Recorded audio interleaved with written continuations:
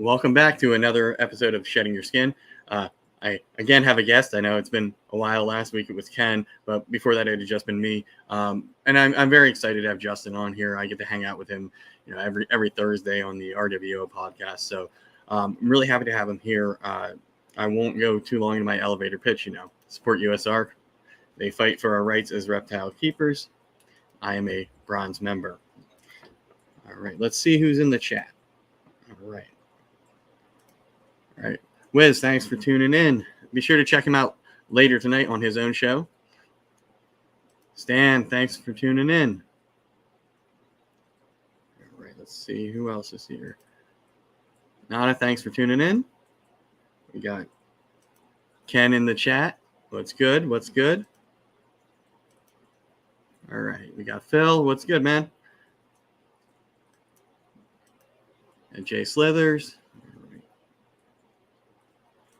And Jesus, who's been buying up just about everything that's available on these auctions and whatnot. Nice to see you. Thanks for tuning in. You got RO. Welcome. All right. Rudy, thanks for tuning in. Or Valley, what's good? All right. Exotic World of Geckos, thanks for tuning in. All right. Stephen and Courtney, thanks for tuning in. When you get a chance, go check out their 15 minutes of lane video. I haven't watched it yet. It's been college football and stuff, but I'm going to check it out. It's probably going to be really awesome. Just looking at the cinematography and all the stuff that Steven does for their channel. I assume it's awesome. So I'm really looking forward to checking that out. All right. So I believe I am caught up. Let's bring out our guest, Justin from Pressure Pythons. And Alexandra, it may be here later if we go long enough. Right. She's still kicking it at work, trying to finish up and get home. So she's already messaged me like, damn, I'm trying to get there. So, it's all good. Thanks for coming on. For me, it's always weird doing these ones with people that I associate with regularly or do other shows with. So it's like, how do I bring up new information, right, that we don't necessarily go over every freaking week? Correct. Makes sense now. So with that being said, just let people know who don't know who you are, where you're from, how long you've been in this, that sort of thing. Justin, Pressure Pythons. I can say I grew up with a bunch of parrots, African Greys, Blue Front Amazons, had a iguana as a kid that we treated like a dog in the house. Had a bunch of, my mom was like a big animal freak growing up. Then, of course, when I got my adult years, I kind of stopped with the animals for a bit, got my company rolling, et cetera, et cetera. And I had a friend of mine about a year ago take me to an expo. And I walked around the expo and mine was just blown from there. And I say the next expo, I went and bought a rack and started collecting there on, and here I am now. So, yeah. So, from when you decided to get into this, how long did it take you to sort of get to where you are now? Because, a lot of people, that first year or so, they have, like a little, 6-stack, 3-stack, tubs, and that's their entry. You got a whole rack set up behind you, much like I do. So, when you got in pretty heavy, didn't you? Oh, absolutely. I did. There's no doubt in that whatsoever. I've had a lot of people tell me, "Ah, damn, Justin, just slow your roll." And I'm like, tell me slow roll just gonna make me go even harder. Right. But no, like I said, I have a company that I run. I'm kind of successful with that. So I still have the funds to kind of just make this my hobby. And this is like, once I figured out I had that first rack, and I'd come home from a long day at work and I just go in that, and I had it kind of like my living room over here on the side. I'd just come in and start cleaning bins, and it was just the relaxation, the hanging out with the animals and stuff. Is like, I need more, And of course, Alex right there with me, she's a pet freak. We were just feeding each other's energy the whole time and just buying, So right now I am close to 70 snakes, and I actually just got some more coming on the way. And it's been a year now, going on a year. Wow. Yeah, I know for me, I was very I was sort of slow getting into it. I had, it was by females when I started, right? And I wasn't really paying too much attention to YouTube and, I was still stuck 10 years previously in like morphs and things like that. So it's like I got, 10 snakes, and now it's like, well, a couple of them are going to be, are up for sale, or, up for these auctions or whatever, because, over time it was like, well, I really need to pivot here, and sort of get away from these more, not that they're, basic, but these single gene codoms that, I bought because females lay eggs. And, now it's sort of, over the past couple of years, it's been, okay, now I'm adding these pieces, sort of expanding on the genetics themselves rather than just, buying a bunch of animals. Yeah, having like a 3 to Correct. like 7 and be like, okay, whatever comes out of here, the best stuff I'm gonna hold back. The other stuff, it's gonna be for sale, and I've gotten more methodical on that. So, with that being said, what channels, what sort of breeders sort of immediately have guided you into like where you're at right now? I immediately went and got a mentor pretty much. Well, he didn't want to be my mentor at first. I'll rephrase it. I had to like itch his neck enough and be like, come on, Adam. Look, shout out Adam at Proper Royals. Helped me out so much. And it's actually kind of cool. I own a pressure washer company in town, and he's local with me. So he's like, you do pressure washing? Come do my house. And I did his house, and while I was pressure washing, he's like, man, I just had a clutch lay. You want to come in here and take it from the mama and help me do it? I was like, absolutely. Cutting off the machine. Let's go inside, And he's walked me through the genes. Like, there's been some questions I've had to ask. I'll call him for a little bit. Like, hey, man, what about this, the recessive and this, And I did a lot of studying. Chris Hardwick, like, literally, it's kind of like me and my girl, like, went from, at the beginning stage, from watching TV shows to now we're watching YouTube every day, all day long, Just studying. And, like, I have a spiral notebook where I'd write notes and stuff like that. And then Alex, I'd come home from work, and Alex would be sitting there doing the same damn thing with her notebook, doing some notes, And I'm like, we're learning. Just putting everything together. And like I said, you got to be smart with your buys. You can't just go out there and just buy a bunch of animals and put it together and think that's just going to work. It's definitely not. Like, I've had some learning curves in my year already where I'm like, well, I bought this and I'm going to do this. And I was like, whoa. You might want to go this, or this is going to take you this time, or do this way. And you learn, Right. Definitely. And, as, there's more and more people that are here breeding, we're finding out, more and more genes and things are connected to each other, maybe, especially things, in the spider complex, they don't really work too well, with pied, right? Right. So you can have a 5 gene, codon pied, but if, it's got spider or, something else in there, something that's going to make that an all white snake with the head stamp, it's sort of like, well, I want to try to avoid that, even though from a genetic standpoint, it's powerful, but it's not visually powerful. Right. So for me, I've been trying to work the project so I can make the nicest visual snakes as well, right?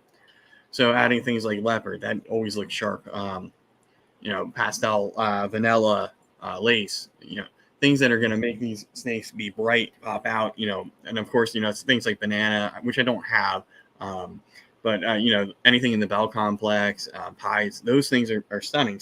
So, I mean, that takes care of like one market, right? Right. Absolutely. It's kind of like I had a pied from Adam, actually. I went over there and saw one day. I saw some cinnamon pies. I'm like, man, they're all white. And he's like, yeah, well, check this out. If you add like pinstripe into it, look how much you have the saddles to it. And then he pulled out a drawer and there was a cinnamon pinstripe pie. And I'm like, God damn, that looks amazing. For some simple jeans, nothing super crazy, look great, And I'm like, well, that blew my mind how, Mojave or, cinnamon will have like a fucking just a brown head and the whole rest of the pie of the snake is white, and then the pinstripe, here's some saddles. You got more design in it. Oh yeah. Yeah. Adding stuff like Enchi, leopard, things like that. It's, now whereas when I started, I was more, okay, I'm going for this sort of type of snake, right? This combo, blue-eyed Lucy, whatever. But now it's more of, okay, how do I target this, with the right genes, so I'm never going to hit like a 5 gene hypo blue-eyed Lucy. I mean, if I can prove it, and from a genetic standpoint, that's awesome, right? If it's staying here. But to sell that to somebody and then convince them of all those things, it's sort of like it's kind of hard.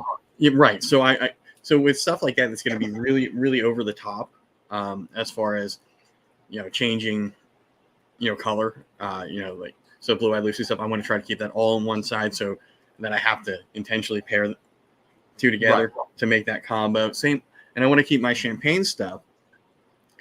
I have a male champagne pastel, possible het lab, proven breeder, but I actually held back just a regular champagne, possible het pied. I may get her tested. I don't know. She's got a little ringer, but not the exact het pied look that you would expect from champagne. But that thing destroys so much pattern, changes everything up. I want to sort of be able to control where that is. So if I have it on the female side, I know.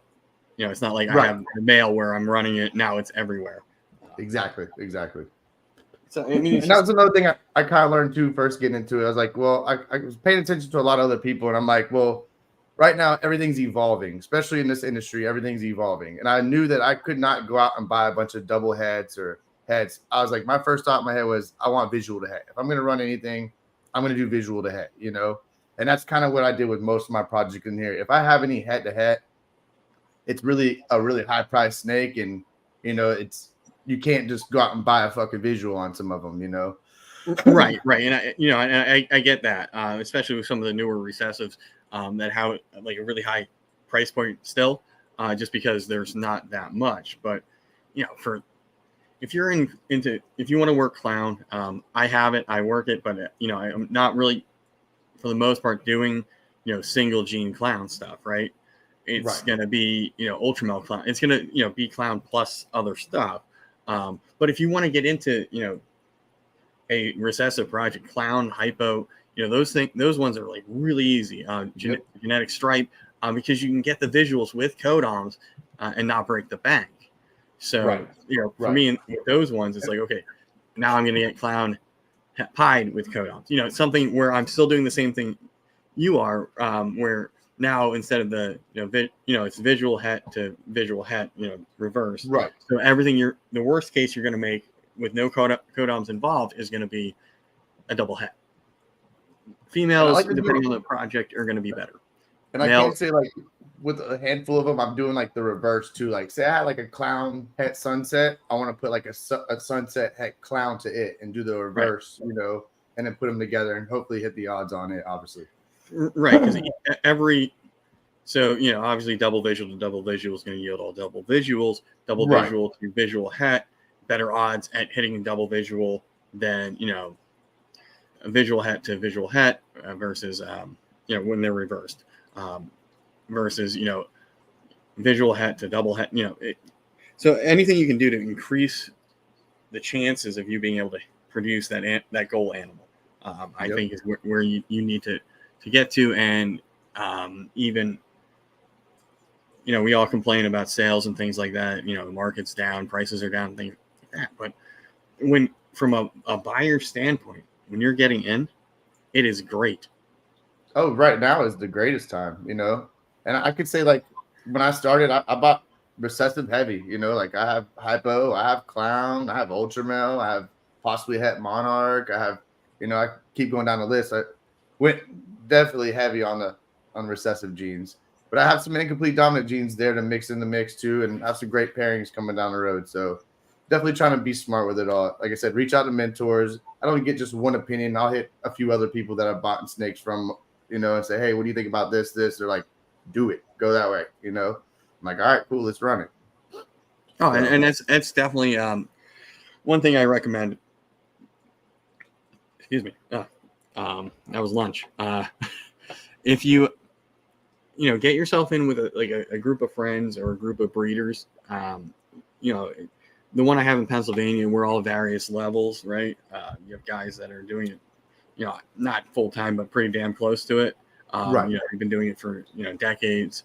You have other people that are newer. It's always great to bounce those ideas. If you have an issue, chances are somebody else already experienced that. Or if you have a question about, hey, I think this is XYZ that I popped out. Here's the pairing. What do you guys think? It's always nice to be able to get that opinion. The downside is when you get like a little echo chamber where everybody's agreeing with you. Right. So, I mean, I want to avoid that, at least with the people I, associate with. And I like the people that tell me like the hard truths. Like, yeah, that's not there. Okay. Right. Exactly. But yeah, I have somebody local, Chris from BNS Reptilia, who's been really, really good to me. The racks behind me are from him. So that was a really nice opportunity for me to save some money Yep. and get, increased infrastructure. Now I had to wire everything and get the thermostats, but I mean, that was really nice of him. He was getting rid of them. He upgraded. So, that is another perk about having these groups, locally. It's, somebody may be upgrading.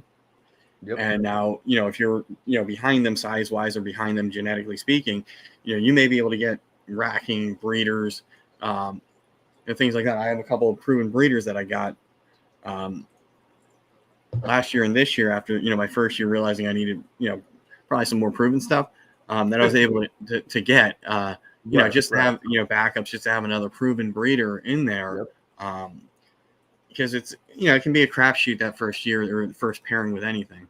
Let's go to Elias. It's kind of funny you say that because Stan, like local guy, Stan, shout out to Stan with Sea Serpents, especially once we met each other in Daytona and stuff, we started talking a lot. And now we got his collection over here at my house. And it's kind of funny, like I have the mid-floor displays, but we needed an extra rack real quick. And he's like, I know how to build one. I know how to do it out of melamine. I was like, well, let's go to Home Depot real quick, and 2 hours later, we had a 10-tier melamine rack up. And I was like, well, that easy, that cheap. What have I been doing the whole time?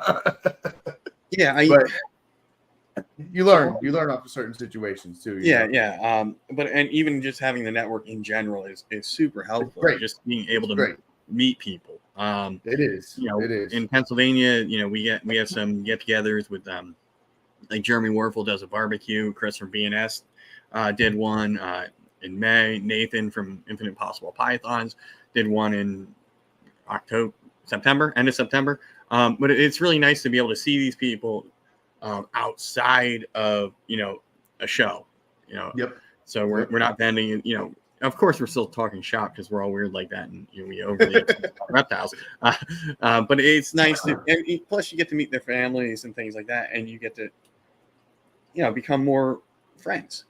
Right.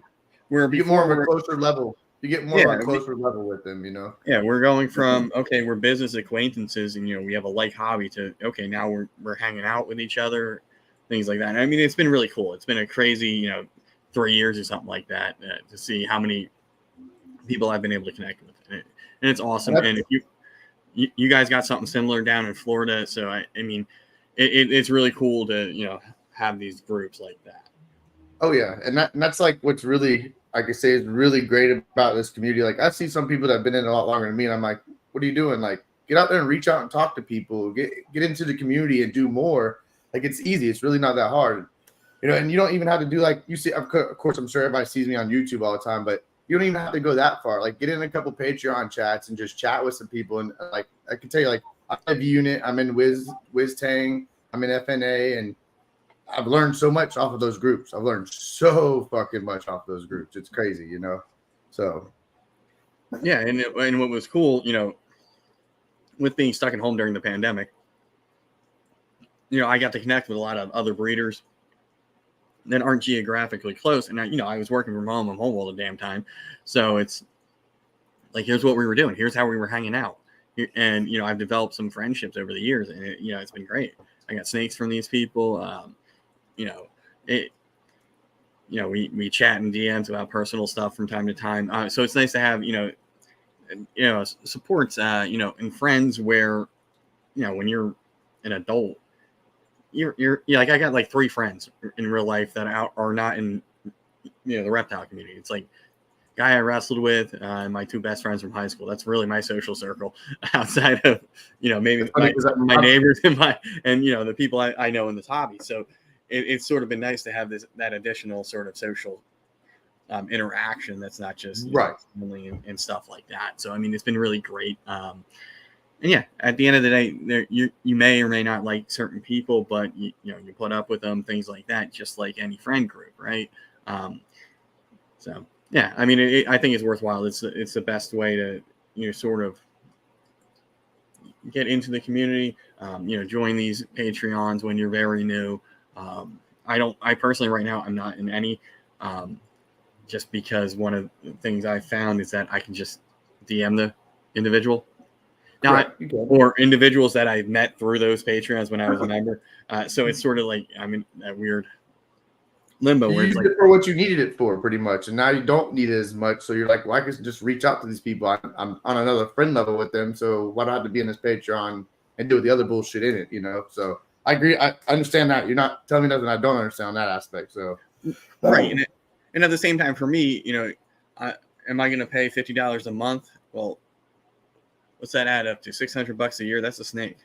That's or whatever, yeah, right. $5 a month. That may be my Husbandry Pro subscription or my StreamYard. So I was looking at it from a cost perspective. So what are the things that I sort of have to kind of pay for, and what are sort of things that are extra.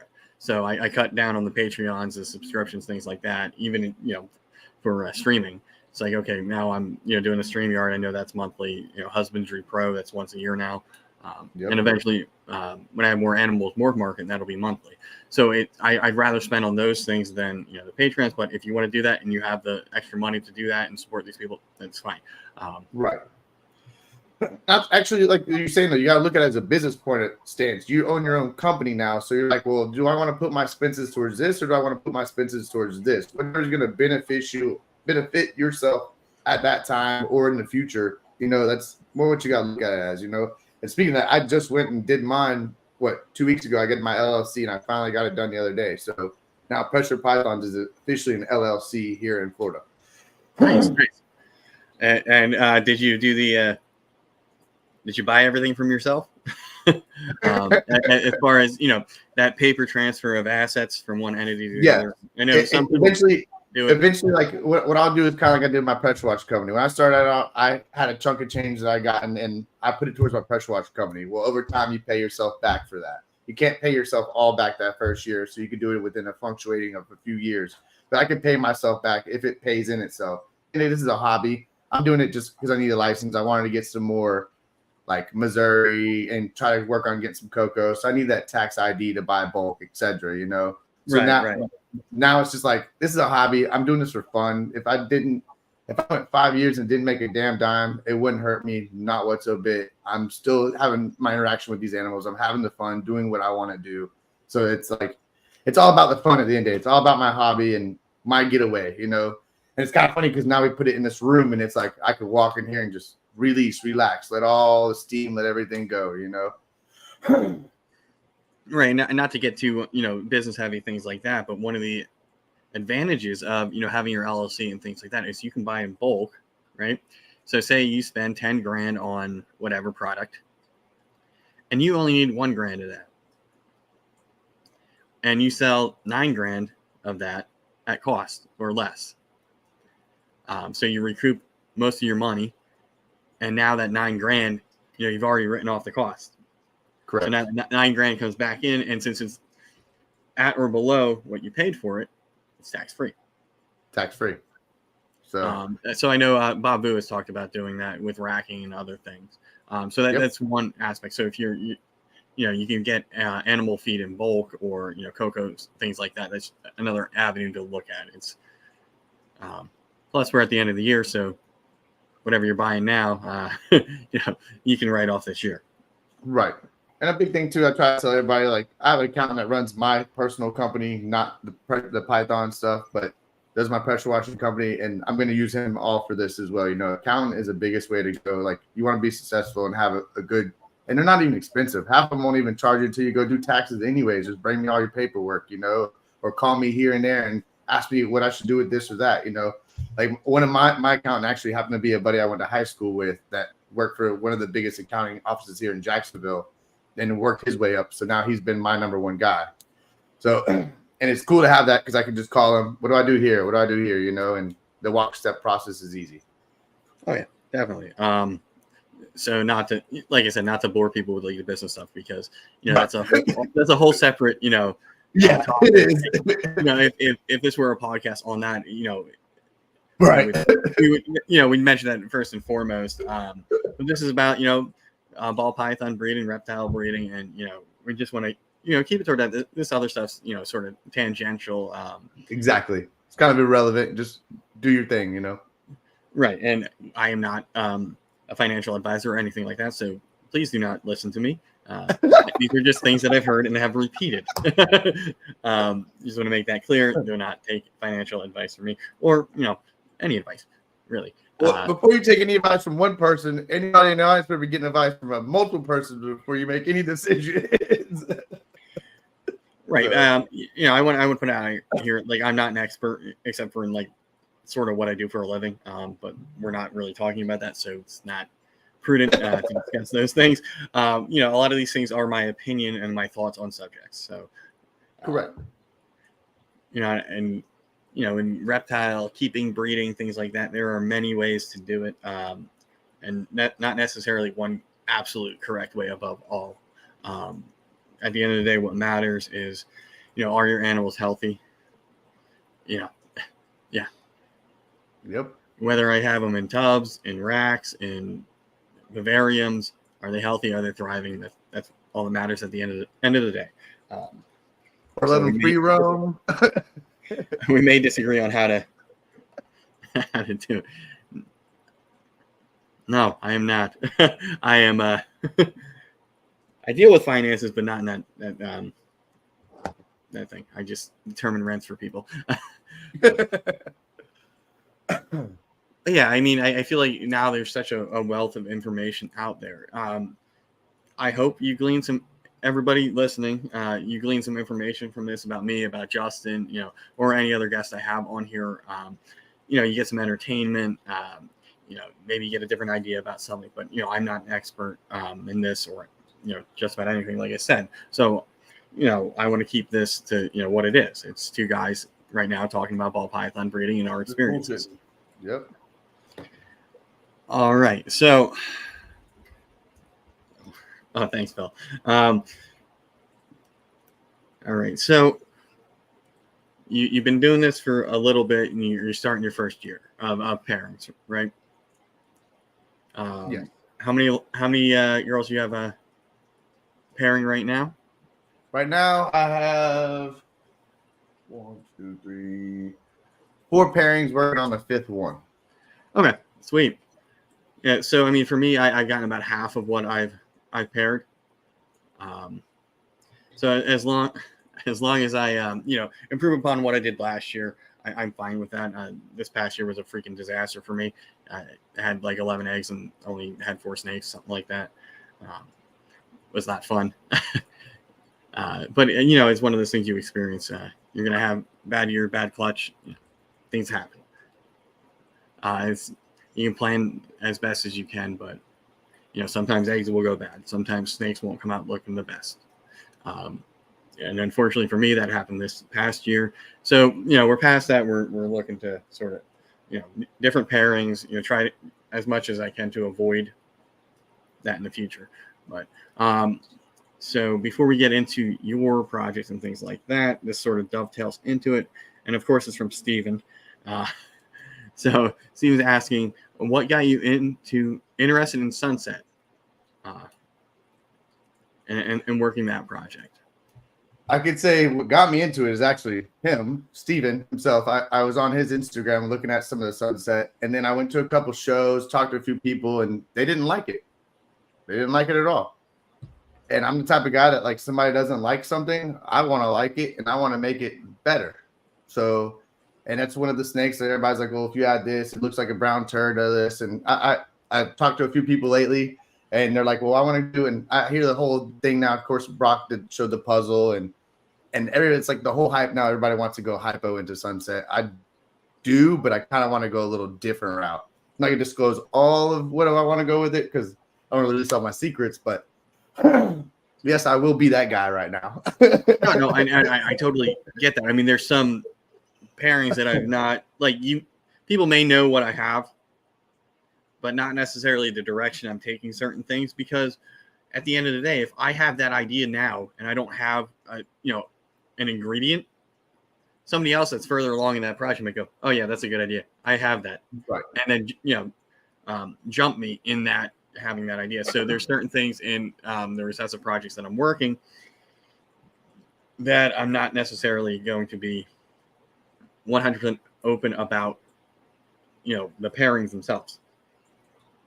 You may see what I have, but And the I get. No, go ahead. I'm sorry. I didn't mean No, to I mean, I get having transparency. I mean, that's what I'm about. What this this whole channel is my sort of process thing like that. But at the same time, from a business aspect, you don't see like somebody like Apple out there going, "Hey, we're going to be working on this. Here's all the details." So I mean, I get that. So if I have an idea for a pairing or something that I don't think I've seen, I'm not going to necessarily mention that if it's in a project I'm working. But in Sunset, from a business aspect, it's like, okay, it's a new gene, relatively speaking. There's not much that's been done, right? So if you go that extra way, you do what's been done and you do your own thing, then you sort of have that safety net. But if you do that new thing and it's kick ass, now you have something that people are going to be like, okay, now I need to buy those ingredients. Right. And I bought kind of heavy into it. I'm not gonna lie, I did buy heavy into it. I bought heavy in quite a few other ones too, but it's just one of those genes like I was really intrigued over. My girl was really intrigued over when I first saw it in hand and had it in my hand and looked at it. I was like, oh my God, I want this. And I actually shout out to Wiz. That first one I got, Wiz was there in Daytona. And I showed him, I said, you see that? And Wiz was like, I see that. I was like, what do you think about that one or that one? He's like, no, that one's like, what's up? And I sure as hell, we walked away from the table and I came back and I'm like, Brock, what do you want to do? And we worked out some numbers. I was like, come on. Yeah, I'm guilty of that. And therefore on out, me and Brock built a great friendship, and I just kept getting more off of him and getting more off of him and getting more off of him. And that's awesome. I know I'm definitely that guy. And it obviously wasn't Sunset or something in with Sunset. I was at a reptile show last year and I saw a spot-nosed leopard with a crazy ringer at Chris from BNS's table. And I kept on going back and looking at it. And a couple, weeks, months later, I went up buying it from him. It's like, he goes, yeah, I knew you were going to buy that one the way you were looking at it. It's like, oh, hey, if it is hat pie, that's awesome. Either way, it's got a cool ringer.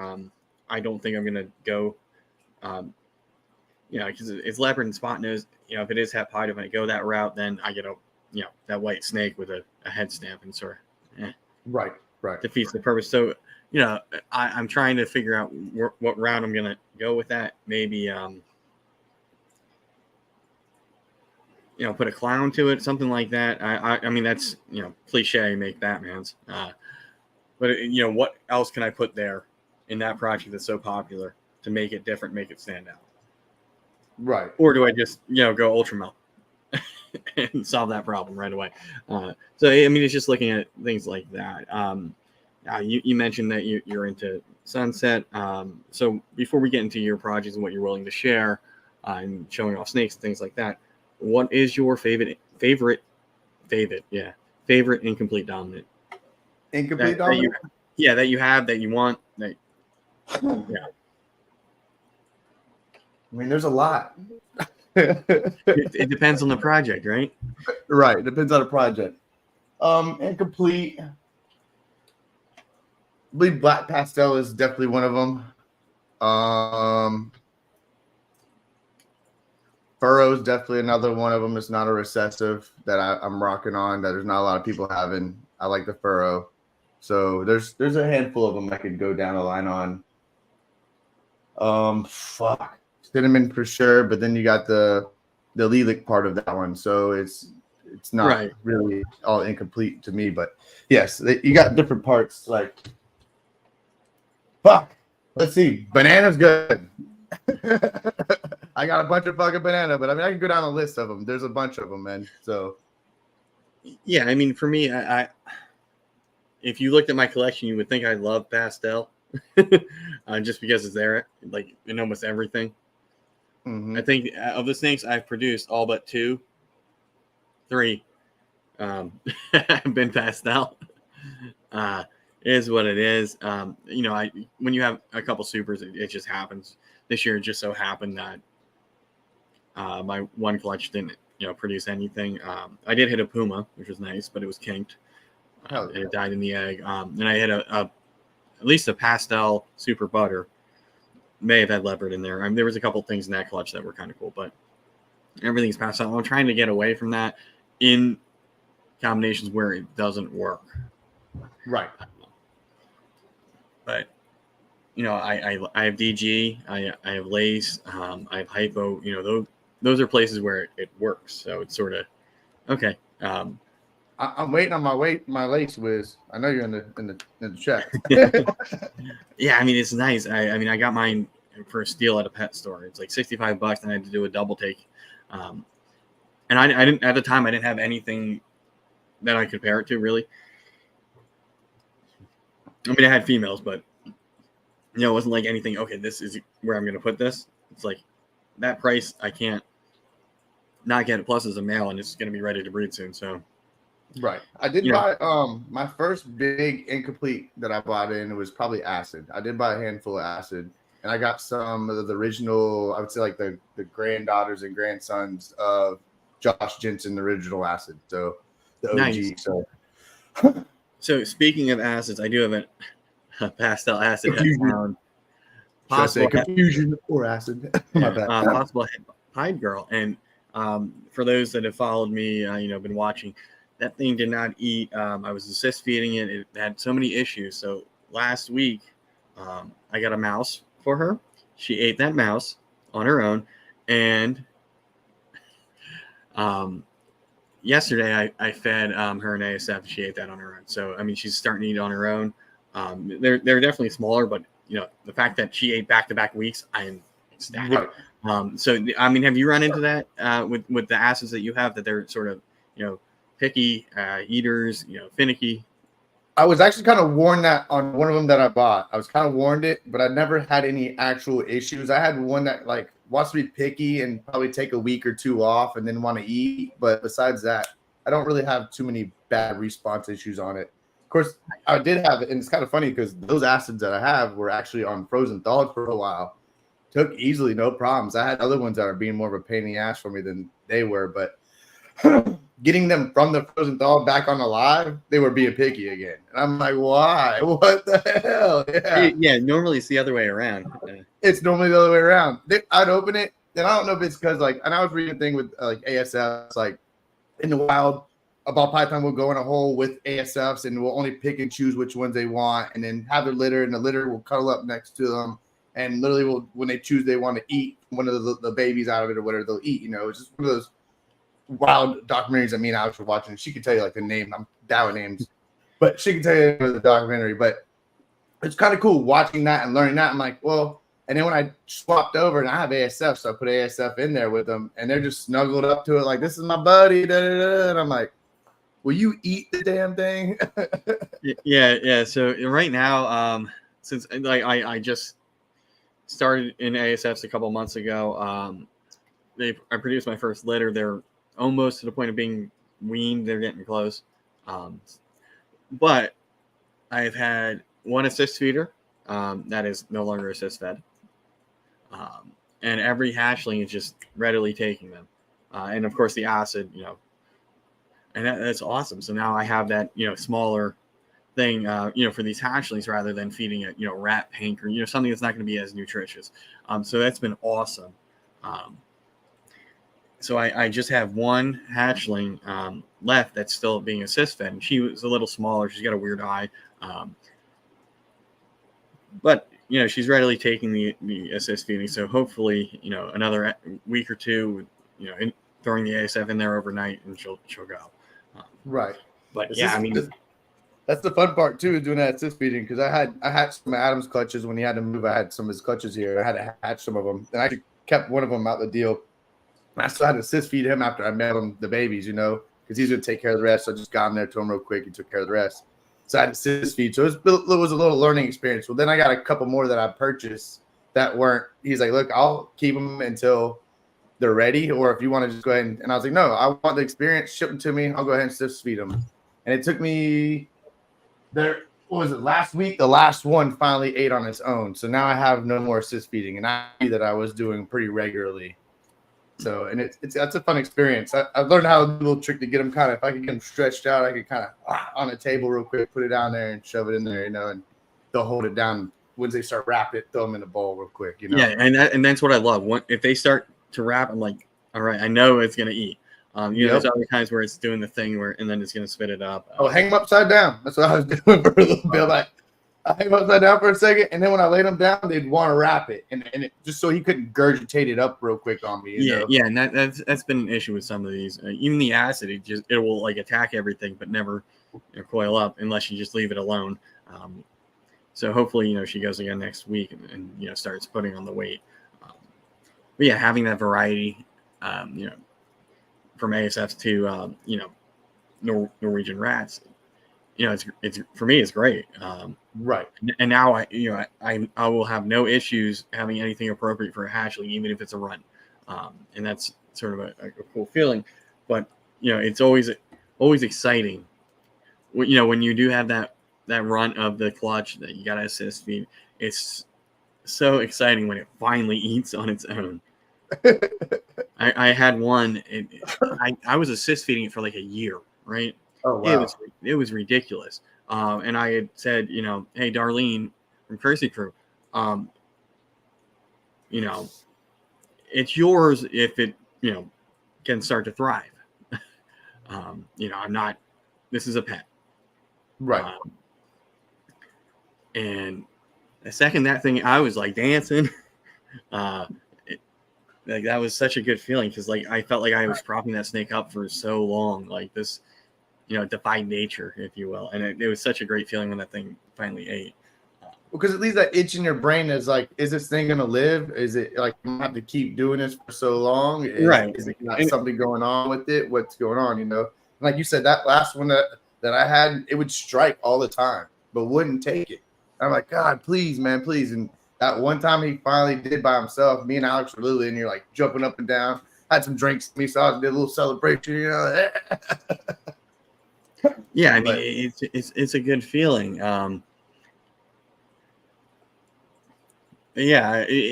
if you continue to do it, and the snake is starting to put on size, it gets more and more difficult. And that's, I have a male right now that I don't know what's going on with him. He has not eaten since he's been here. He's a proven breeder, so I'm not necessarily too concerned. My fear is if I get him in breeding mode and that, will to eat sort of is like, no, I want to do that. So I'm going to have to set up like an enclosure in another room and get him away from these females to see if that works. He was in a tub behind me. Now he's in a smaller tub.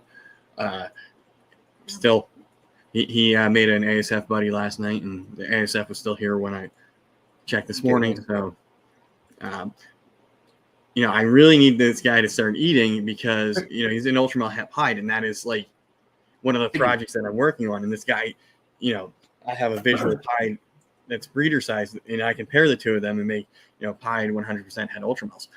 Come on. That's good. So, get the eating, boy. Get the eating. Yeah.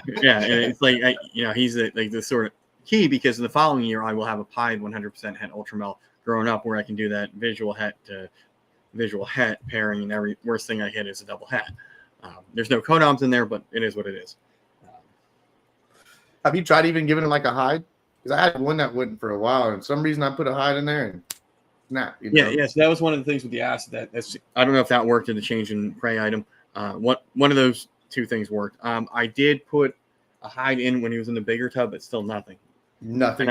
And I've run the gamut of like appropriate size Norway to, right, slightly comical sized ASF compared to the size. So it's sort of like what? All right. Or do we have to go on a ride? Right. It's a little cold out now. But it's getting to the point where it's like, I don't want to run my other male ultramel to this pied this year because then it'll be all double hets. In pinstripe, I'd be able to tell, pinstripe shows up in there.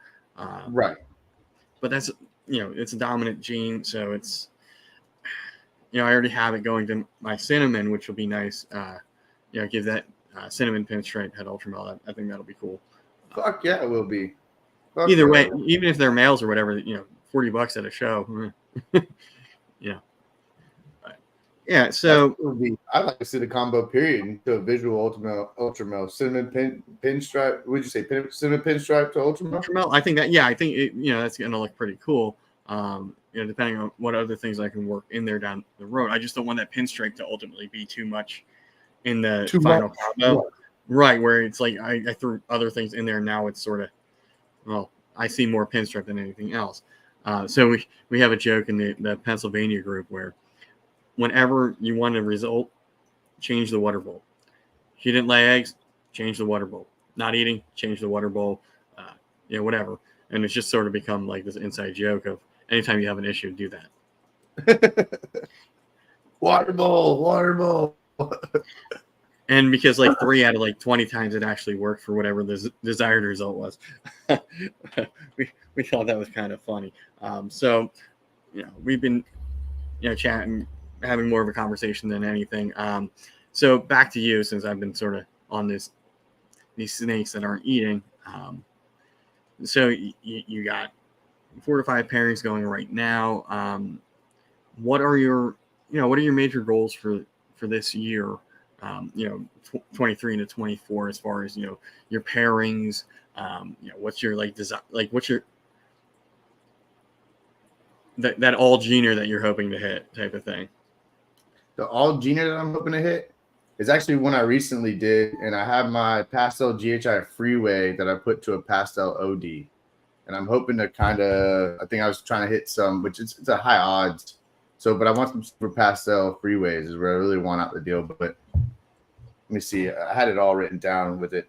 Now you got me into where I got to go into my notes and shit. But yeah, it wasn't with the odds, and that's one that it was my first big snake that I bought. I got off of Justin with Morph Jungle, and actually it's kind of funny because like he's a new breeder, and it's like I had a little hard time getting him to lock, and I was like, well, I have this fresh shed from another male in this drawer. Let me throw that in there, and it took like a good week for me to just, come on, bro, do your thing, and he just wasn't having it. I threw that shed in there, and he went right up to her. I opened the door probably like 45 minutes later and a lock, But that's my one that I want. Another big one that I really did that everybody likes is I did the black pastel albino to a calico albino, and I want to hit the calico black pastel albino, obviously. Ooh, that would be cool. I love black pastel and albino, just what it does to like the pattern. Right. And I'm not a fan of albino, or at least with a T negative in ball pythons, where you have candy, things like that. Which like rainbow is T positive. Rainbow is T positive. I'm more of a fan of ultramel and that sort of oranges, things like that. Not that there's anything wrong with that any albino candy, toffee, things like that. It's just not my color palette preference. Right. But if I were to get one, it would be black pastel albino something. I don't know. Maybe like hurricane. Something that's gonna mess with that pattern a little bit. Right. But I don't know. Plus, when you're smaller, you sort of have to focus on certain things, and you can't have, unless you're Adam, you can't have all the recessives. No. He's got like 8 of them or something. He's got a lot. Yeah, see, that's what I was trying to hit. Like, I was going to get, like, the super pastel GHI asphalt, stuff like that out of that one. The OD yellow belly super pastels. It was a 1 in 16, and I had some that were 1 in 32 odds on that one. Yeah, I've done some of these. As you get more recessives and more codons in there, it's like, oh my god, 1 in 64. And they're multiples of 2. So 2, 4, or 2, 4, 8, or I guess square, whatever. So you get to the point where it's like this is not going to happen. Right. The odds of it actually happening are stupid, and to actually hit that, like, a quad het to a quad het hitting that quad visual, the odds are really, really stupid. So to be able to hit that.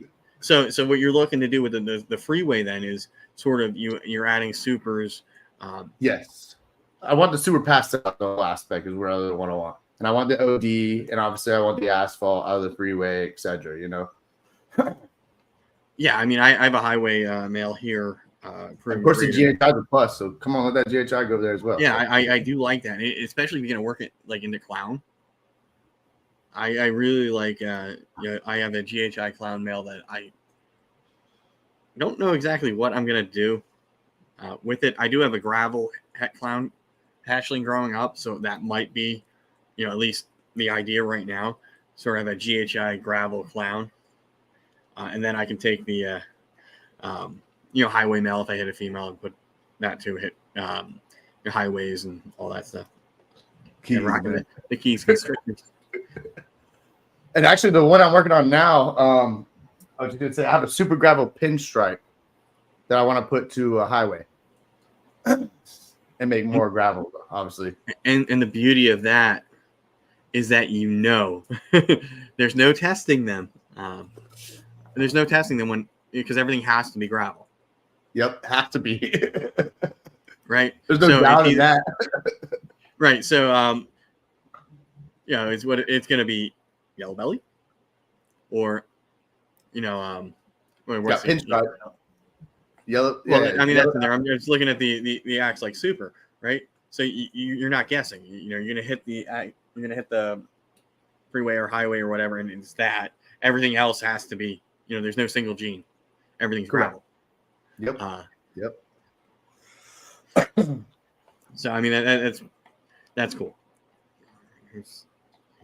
But yeah. So with that, the gravel stuff, the yellow belly complex stuff, are you looking to, work that into clown in the future, or take that a different route?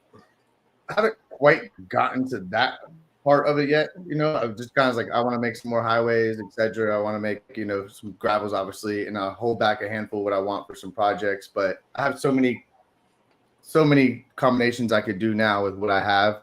But that was the main one. I was like, all right, I just want a highway. I want to make this, got my main bases right now. And then once I keep going, now there's like definitely like my sunset projects. Some of them I kind of go heavy and I do all my future years down the road, but I'm going to shoot for goals for the moon on. Some of them I'm just doing what I want and what I like, Right. Yeah. And I totally get that. If you're going to make a visually appealing snake, that's fine at the end of the day, right?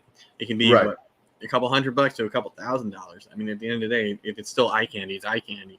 I mean, there's some things that are a single gene that are just phenomenal looking. And I want to be the guy, like, if I do an expo, you come to my table and I got some low end, middle end, and high end stuff. I don't want to be the guy that just, you walk up to the table and everything on my table is $1,500 and above, or, et cetera, et cetera.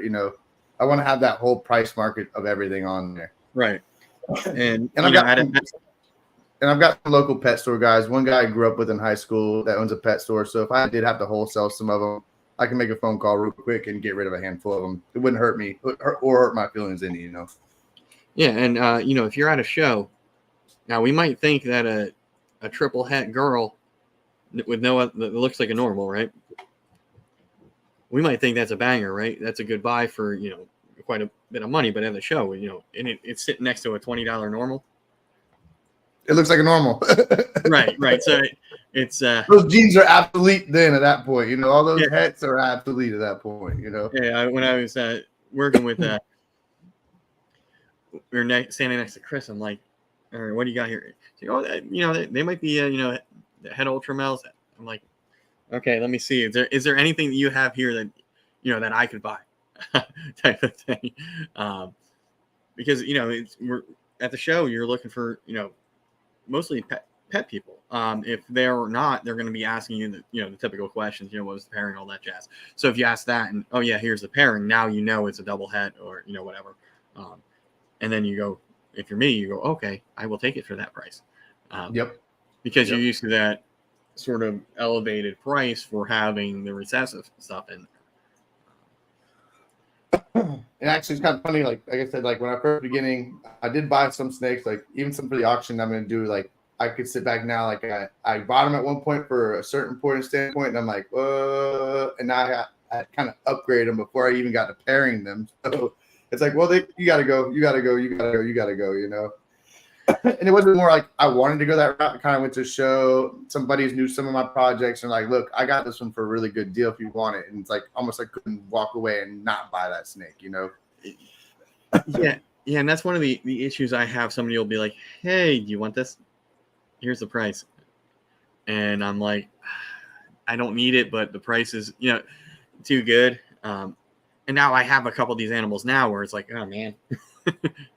Like my lightning projects, my exotic pies and stuff. I was gonna do a double het male to all my visuals. I ended up picking up a visual male that I'm just gonna put to all my visuals. Right, and that's another thing I've been doing is like, well, okay, I have this, I can do this in this project. Okay, now I can get the visual het, and sort of I've been upgrading the projects, because either I didn't hit on them, or like just getting, trying to increase the odds, and depending on what it is, it's like, well, now I may not have a need for that. Like, I got that ultra male pinstripe with it. Like, he's a male, he's going to be, siring all these clutches for me. Well, now I have the, ultra male het pied, and it's sort of, well, from a genetic standpoint, that one's better. That's better. So yeah, I have him as a backup for now, and for stuff that I just want to work ultra, right? That was my kind of contemplating aspect. Was like, do I want to get rid of him just for the backup? There it is, but I feel also by the time I'm ready for that project, I should be able to easily find a male for a cheaper price too. Because some of mine I bought as newborns. I'm playing a waiting game over here, so it's just waiting until they're ready to pair. And I'm in the middle of waiting. I'm like going to expos and finding better deals and et cetera, and just adding to them and kind of preparing myself when it's all gonna shit hits the fan over here. Yeah, and like the stuff behind, like there are 4 rows of this rack behind me that are empty. My hatchling rack has 27 open spots, and hopefully some more open spots after these auctions and some of the sales. But it's all for preparing for the hopefully when everything goes, for all these holdbacks and things for the future. So I really am pumped the brakes on bringing in new stuff unless it absolutely works, or it's like the DG stuff I'm getting into. Like I had to. The combos were good, and they're visual pause hets. So that's added. I mean, a Blackhead Leo DG and a Leo DG, 1.1 are both possible het pied. Could be super Leos. That's that was rather than just getting a visual DG and making more DGs. Give me 2, not even a minute. I got thunder and lightning, and I know my sunroof is open in my truck, so let me go shut my sunroof. All right. So we'll put him backstage for now. So with that being said, on Thursday we were discussing with Sam from Sea of Serpents that we are going to do an auction in support of his wife's battle with cancer. Oh, you're back already. It's right here. That's like not even a minute. It's got to walk out the door. All right. So I was hoping I had more time. I was using that to sort of put in the auction for Stan's wife, Tiff, and her battle against cancer. So we were in the preliminary discussions of setting a date, things like that. So we've decided that it's going to be sometime in the next calendar year after the holidays. That's where it stands right now. We have a couple people have donated snakes or putting snakes up for the auction. All proceeds, sort of go to Stan and Tiff, and you would just pay shipping. So I'm excited to do this. Stan's a great supporter of the community, and I'm looking forward to seeing how much money we can raise. So I do have. I'm going to put up, as it stands right now, three snakes. And before I let Justin show off his stuff here, I'm going to just bring up the ones that I'm going to have available for this auction whenever it happens. So the first one's a champagne pastel female. Oh yeah. Kind of teensy wobble, but other than that, not that big of a deal. I was very happy. Chris from BNS told me she was a female after I questioned it, and I originally thought it was, but somebody said, "Oh, I see red," and I was like, "Okay." So I had it listed as a male. So I'm hoping she goes, and then the other one that would be available is a pastel possible het pied. Hell yeah. Any trackers on the bottom? Looks like there's maybe a tracker on the bottom. I think she'll prove out. So these would be up. These were ones that they're still from last year. They're still stragglers here. For whatever reason, they didn't move at the show, so they'll be up. I don't mind parting with them. And then I think the other one, and she just ate yesterday, so I'm not going to grab her, is going to be a breeder, Butter Girl. Okay. So I feel like, that's 3 snakes. That's pretty good. We have a couple other people that have expressed interest, so we're going to see how it goes. I got a few I'm going to donate over here for sure. I got a double head Exanthic pod that I would definitely put up there. And that's a male. So he's ready to breed. I'll actually show him off. One. And he's got an attitude to him too. So he will not have no problems eating for whoever gets him. But let me see here. And first, we got the trackers on the tail. 100% het pied. So, and this came from my mentor, so I know everything's 100% het Exanthic and 100% het pied. He's not being cooperative right with me right now. Yeah, usually they're like that, but you can see the tracks and all that. Oh yeah, you could definitely tell by all the blushing, everything. Like you said, the tracks, you can see it. So. Yeah, and that's another project I'm not in. Exanthic. I like the color. So when you put things together and take away, I'm going to put all these things to have a black and white-ish snake. But if I'm not working those, Exanthic projects, other people can. So it's the beauty of this. It's not like we're all working the same things.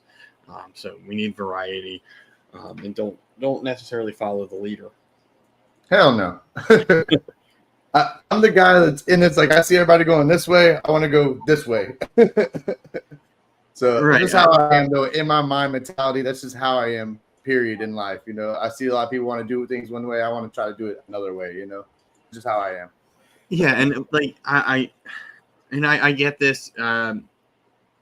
I get the logic behind doing it. So when like Batman came out, the Pompeii came out, Dreamsicle, whatever, people followed that.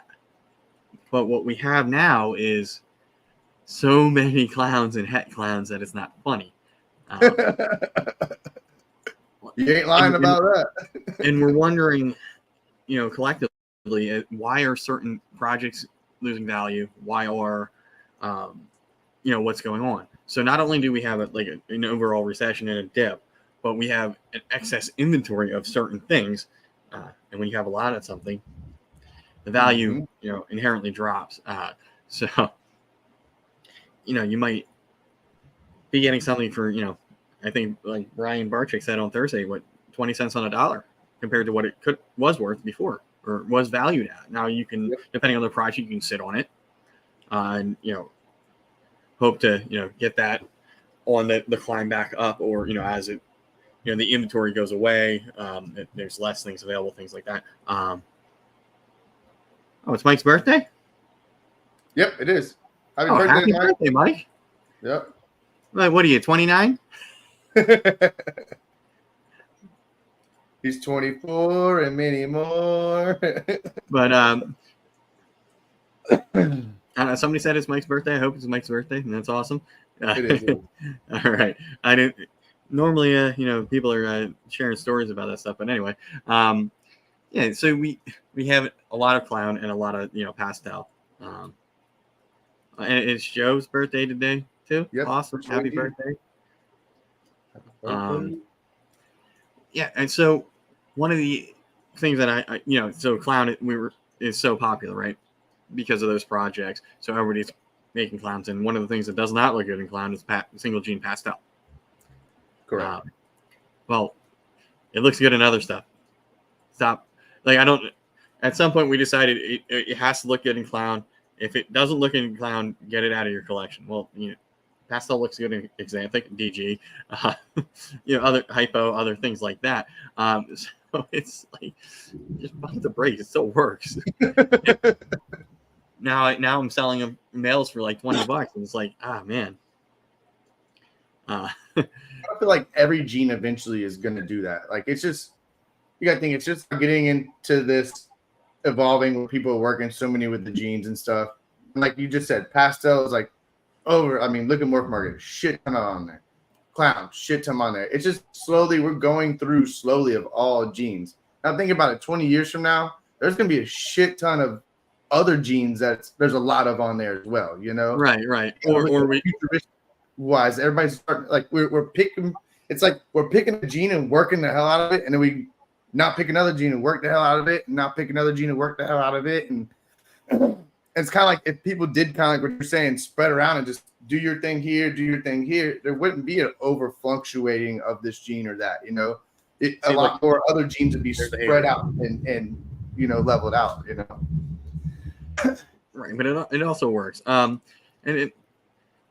when you're things that have a steady price point or always expensive, there's never a lot of.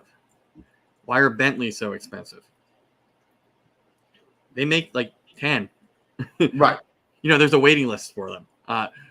So maybe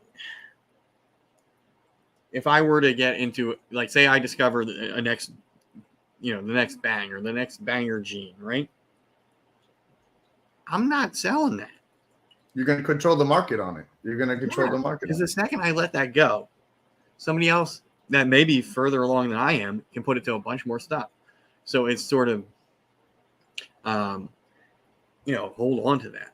I think Nathan is doing it awesome with Bang. I mean, he did get a lot of that original collection, but he has it in multiple recessive, and selectively letting stuff go. So he can tell you where all the bangs are in the United States and possibly in Europe and the rest of the world. So, I mean, it's not like, oh, I hit this now. Okay, I proved out that, it's whatever it is, recessive or incomplete codon. And now I'm just going to get my money. Right. Well, now if it's insanely popular, you have 20 other people doing it. Now, it's going to branch out. Now there's going to be a lot, and you're starting to see that like with something like Stranger right now, and other things where it's like, man, I thought the price was here, and well, yeah, because we added like 300 more of the snakes to the market. Of course, it's going to drop. All it takes is Justin to just come out and say this is it, and everybody's going that way. I put Pastel in Pompeii, and then Pastel's going to go back up to like $100. Yeah, and that's another thing. You release things slowly. You already have proven it out. You have multiple. You want to make sure that you're ahead of it. If it's something new, right? Say you make the first whatever combo or whatever, and you're the only one to do it, and then it's known. Okay, yeah, share it with the world, but don't release it until you're a couple generations later. Where it's like, okay, so you got a good crop of yourself of it before you go give it all out. Make sure you have a good crop of yourself of it before you, here you go. Right. And I would guess that's what these guys are doing. Hey, that was, I forget what gene that was. It might have been what Fader or something, like whatever that one is. There was something in pastel, like a nicer line of pastel or something like that. And they got a name, and then eventually became Fader. He said the duper and the super duper. But yeah, like, do you really think Justin? Yeah, he probably had already hashed out a Pompeii before he shared that video. He's probably hatched out like 10 of them before he showed that video. You want like. That's what I try to tell you. Like, do you think if he releases something, he isn't 20 steps ahead of it? You're fucking wrong. Like, yeah, he's got it in multiple recessives and multiple more codons, and and I think this was probably one of the ones where I think he gets to the point where he's got to reproduce stuff to sort of figure out what's in there, because it's so crazy, and it's like, oh yeah, by the way, this was in that snake, but it is already bred. And you kind of want to know that gene does. So like, if somebody like say like he's the top market of the Pompeii, and somebody hits him up and say, hey, I want to add this and add this and this, he could be the guy that's like, well, I've done that, and this is what this is going to do, or I've done that, and this is what this is going to do. Maybe you shouldn't. That way I have more knowledge on the gene as well before I hell out of it. I mean, obviously, you share with the, like, you know, if you hit a quad visual, you're going to share that with the world. Like, I don't know many people that could keep that a secret. Right. That you hit that, because one, it's exciting, and it's going to bring, you know, people into you as a breeder. But yeah, if I hit that, it's not leaving. I feel like Justin would hit a quad and wouldn't probably show the world though. Well, he's waiting until he's got like multiple of them. It's like, okay, now I can do it. But yeah, everybody sort of is doing this follow the leader thing, and we're ambitious. You know, I'm ambitious with some of my pairings. You're ambitious. You know, swing for the stars and all that stuff. You want to, you know, hit these things, but for me, it's I want to make these awesome snakes, right? It's not necessarily I'm chasing the monetary value. Correct. Of that. I mean, if I hit a triple visual with codoms, it's not leaving. Like, I'd be a fool, right? Especially if it's not something I can reproduce readily. So, you know, I think we have a couple of people that'll go hit these visuals with codoms and immediately sell. I think, well, it's head to head. You're not guaranteed to hit that visual again. So, you know, for me, I you know, want to aspire to these things, but I'm also going to keep, you know, I'm breeding for me. I'm my best customer. You know, if I produce something awesome that's better than what I have here currently, that's staying. It ain't going nowhere. I mean, unless, like, you know, everything has its price, and you know, depending on what the project is, that price may go up. You know, if it's something that I know that person's not in. It's like, wait, I could buy a car with that? Yeah, just come buy it. Fuck it, I could do that car. Say what now? Like, yeah, I mean, you're like, I could buy a car with that. Fuck it, come buy it. I'll buy it. I need this car real quick. You'll make some more, and I'll buy it back from you. Type of thing. But yeah, you know, I sort of, it's like I look at that, you know, initial gratification that, like, you know, you won the lottery, but it's, at the same time, it's like it has much more value here than it does initially, right? So yeah, you may get, you know, 5 figures for that animal, but the breeding power of whatever, you know, you produce in this instance, you know, if it's a male, well, you're raising it up, and it's replacing whatever sired that clutch because it's better. Yep.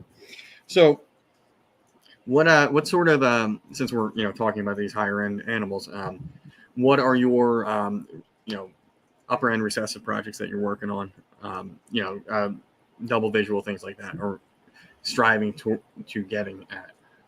Well, I definitely want for a good base, which obviously everybody knows. There's no secret about it. I obviously got clown het sunset. I've got some sunsets, obviously, so that's one big one I'm going to produce. I want the clown suns. Just, I mean, it's kind of a little high above my price. Like, I can buy it, but I'm not going to buy it. I rather create it, and I'll use it as my base, and I'll start adding into it to make it look better. So there's definitely that one. Got some hypo. Exanthic definitely is one. I'm working with. I've actually got my eye on a couple of ultramel clowns because I have a ultramel het clown, so I want to produce some ultramel clowns, make those my bases, add to those as well. Same thing with like my pies, Exanthic pies. I got a banana pastel hypo het pied that I want to get. I've been keeping my eyes out. I've talked to Ozzy Boyd. I want a super OD super OD pied or hypo pie to put to it so I can make banana pastel OD hypo pies. Sorry, Nice. just my scenes going through the head, you know, calculating everything. So, and I've got just a handful. I bought kind of heavy in clown when I got into it. So another one is banana clowns I want to produce. I've got a banana clown female, making my bases of some of my double recessives and some of my big recessives that I want, and then just add it to them as I go on, you know. I'm sort of in the same boat, you know, having the visual, but ultimately making the triple, you know, doubles and triples, you know, if I can, where I can't make a visual or a double visual, you know, I can make, you know, codom combo, double head, ultramel, clown, possible het pies. Hell yeah. So even if I, if I miss, there's chances that I can hit any combination of those visuals in that. So I'm not necessarily going to complain. But what's good, Big Ant? Thanks for tuning in during the SEC championship game, man. But yeah, stuff like that. I get excited about, and sort of what can I produce here, right? Correct. Because I think it's more gratifying to produce a double visual, from something where it's not a given to I just go buy it. Like I said, I just wasn't starting my game with especially where we're at now in this industry. I wasn't going to start a game with buying a bunch of heads. It just wasn't going to happen, and it wasn't logically smart to me right now. Right. Like I said, I had a little bit of capital to be able to buy. It's no different. If I had to, there's things I definitely had to do. There's no difference if I gave you a stack of cash or gave somebody else a stack of cash. You're going to go buy a bunch of sick ass shit as well if you can. There's nothing. I'm not doing anything different than you are or anybody else is. Honestly, I'm not. And that's just kind of how I can put it. Yeah. So if there's one thing that I know, or if taking the knowledge I know now and going back in time, I would have definitely done things different. I would have started out really small, and rather than buying 10 snakes, buy like a 1.3, right? But having that be much more powerful, because you could spend $500 on 4 snakes, but you can get one snake that's better than all those 4. And if it's a male, then and you got to think too. I'm just starting out. I don't want to have to I'm starting out now, and I have these projects that 6 years down the road I'm finally hitting good visuals, and I kind of want to make a shine for myself too, and just say, hey, look, here I am. I'm doing this. I do have the knowledge. I'm not dumb. Here you go. I'm just trying to just show a point and just kind of just tell everybody, look, hey, here I am. Check it out. I'm doing my thing. I love this hobby. Here I am. Yeah, and it's one thing I've definitely been doing is I could have done the double head to double head. Hold back one male or 2 males. Just in case to all the females. If I get lucky and hit like a 2 to 7 or 2 to 5. Correct. Hope that I hit something in 3 years or whatever, maybe. Or 6. Right. But now, now that I have the visuals in those projects, I'm able to cut that down to where next year I have the shot of a double visual ultramel pied, which is phenomenal. I cut that time in half. So just looking at that, and then I have a female ultramel possible het pied with tracks. I think she'll prove out. I got to get her shed tested. But with that, I can make a codom pied, head ultra. I have many more options to get codoms in there now that I have, the visual heads. Mm-hmm. And I can take a gamble on the het pied stuff, because I can get it tested, or I can sort of see it for the with the tracks, ringers, things like that. So I'm sort of really excited to see what happens in the next few years. And you got a similar scenario with the stuff you have growing up, and the stuff that you have. So that's awesome. It's exciting. I can tell you that shed testing is another game changer. 2 years ago when I kind of just peeked in and seen the snakes and was just getting a gist of everything before I actually went to an expo. There wasn't that shed testing all that there, and now it is. It's making everything a lot more easier and a lot more quicker for everybody. Not just me, but everybody. Even people running double heads, hitting clutches are like, I want to hit this visual, but do I know if this carried over? I don't. Let's spend the $40 or whatever it is on the one test for it and figure it out. Right, and if it's like a 3 gene code visual clown possible het, it is worth that money. Now, if it is a normal 66% triple, maybe not, because at the end of the day, you might only be getting $20 for that animal. So it's sort of, you have to look at it from that standpoint. If I were to sell this animal, is that $40 gonna hurt? If the answer is no, then yeah, great, do it. Build it into your sale price, or hide it in the shipping or whatever you want to do. But if at the end of the day that it's going to cost you more to feed and shed test that animal than the return on investment isn't there. It's not worth it. I guess the only way I could see it is if it is a recessive that is not overly prevalent, like something like puzzle, even sunset, because even the head sunset stuff's gonna boost the value. Unless that's like really your vision or something, and you really, really love that, and you really want to make that snake, then that could be worth it to me. Even if I lost on some of my stuff, it's just some stuff that I really, really want to do. It doesn't matter if I lost money on it. I just want to do it for my own person and my own sake, That's where logically to me it makes sense for some people, because I've seen some people do stuff and I'm like, well, you did that obviously because that's really what you wanted to do. You didn't just do that just to blow it. I mean, I have some like pause het clown stuff, or even pause het clown, pause double het clown hypo. I already have that male that's a visual clown pause at hypo. They're already locked up, so if I produce it, then okay, great. I don't have to do anything with the shed testing because it's there, and I'll know. If I had clowns, well, they or if I had clowns, well, it obviously proved out. If I had a hypo, it proved out. The old school way, but it didn't really make sense because I was already doing the pairing. And there's a couple other ones where I'm already doing the visual to that pause het. So say I'm doing clown to pause het clown, doesn't really make any sense for me to shed test that one animal, because at the end of the day, whatever is produced is going to be 100% het clown anyway. And if I hit the visual, it's a nice surprise. But I do get it as you get further along, where it's like, okay, this if this proves het pied, then it's going to determine my pairings.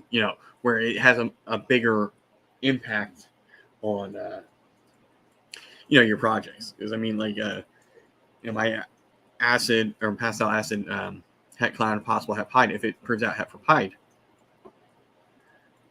that's definitely going to change where I'm taking it. Because right now I probably do like ultramal, something else, and just forget about the clown stuff for now. Because it's not really done. Right.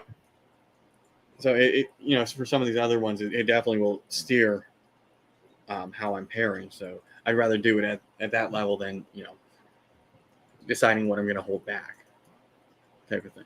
But all right, well, we made it almost 90 minutes before Stella decided that she wants to go out. I'm gonna battle with her for a minute or two. Justin, while I do that, please take the time to show off some of your animals to sort of fill the space, because this always happens. So I'm going to take a step away for a second, deal with the dog. I'll go ahead and show off some. I'll go ahead and start with the sunsets, because everybody obviously knows I got to do that though. So let's see here. There we go. Start with banana.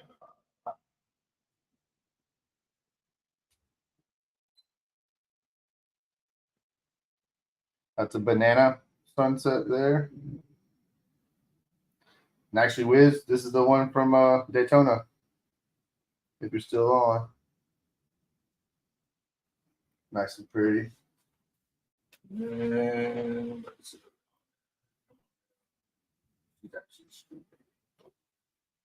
Sweet baby, sweet baby. You got road. Some more sunsets. Now I can see the side pattern on that one.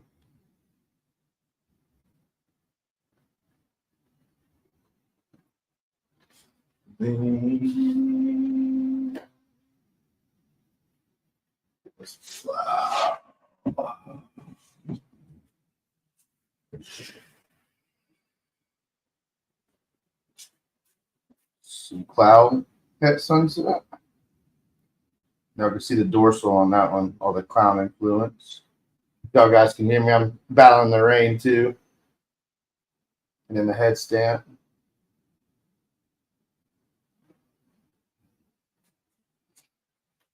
Don't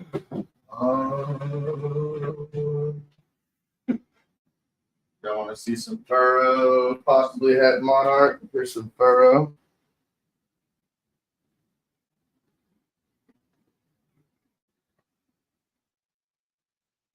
Possibly het monarch.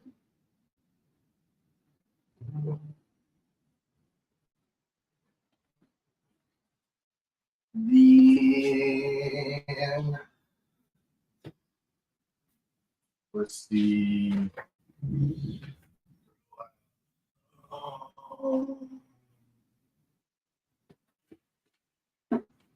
Show y'all some of my pies. Here's a pinstripe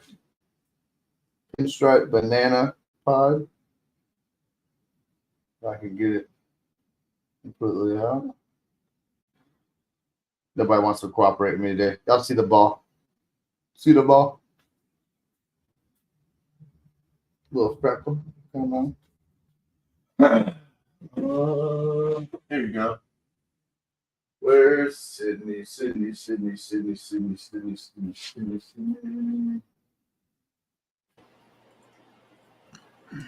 Y'all see I suck when I got Alex here. She knows. Here we go. Black pastel. Oh, we got zombie eyes. No. Black pastel acid granite. Ooh, that looks nice.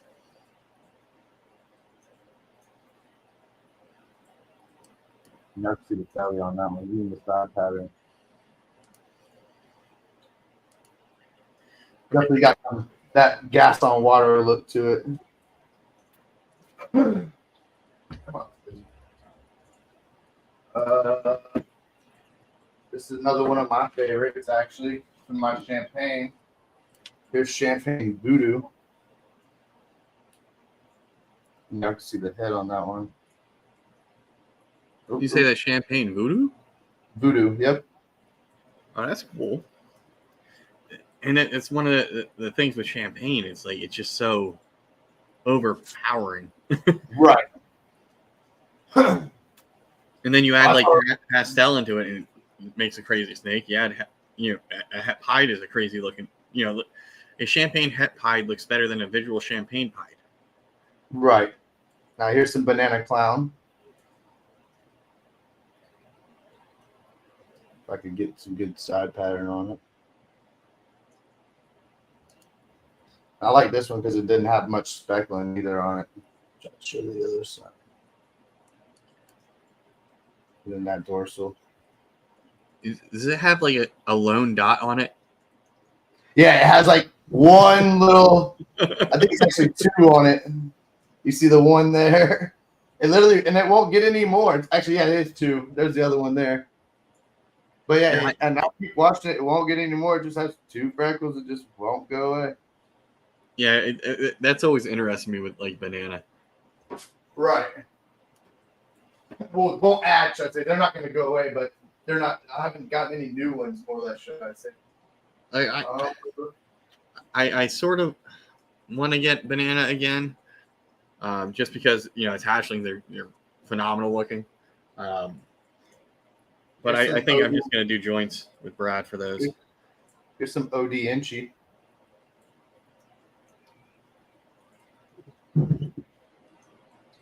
Yeah, there are just certain combos that just work.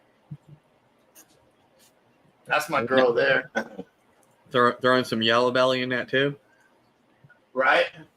Here's some ultra smell. Like, where's Kaiju at? Got some ultra smell. Oh, he can pound sand. He doesn't have either. And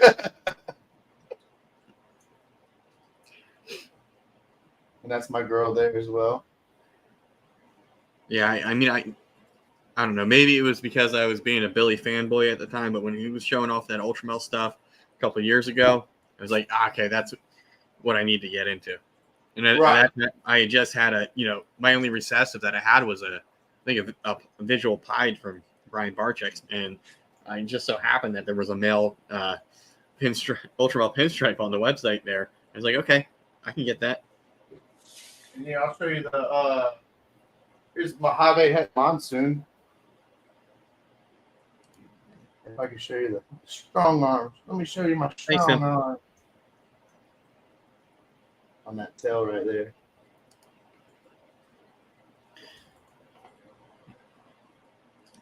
See that? So it's Mojave Monsoon, which KG would say it's monsoon, just not a super. Right. And what's it? If it visually expresses something, it's not a recessive or something like that. I think Right. Devin was talking like that in one of the group chats. It's like, okay, I get that, but Where's Keys at? Keys still in the chats? Keys, is this yellow belly or is this gravel? Is this yellow belly or is this gravel?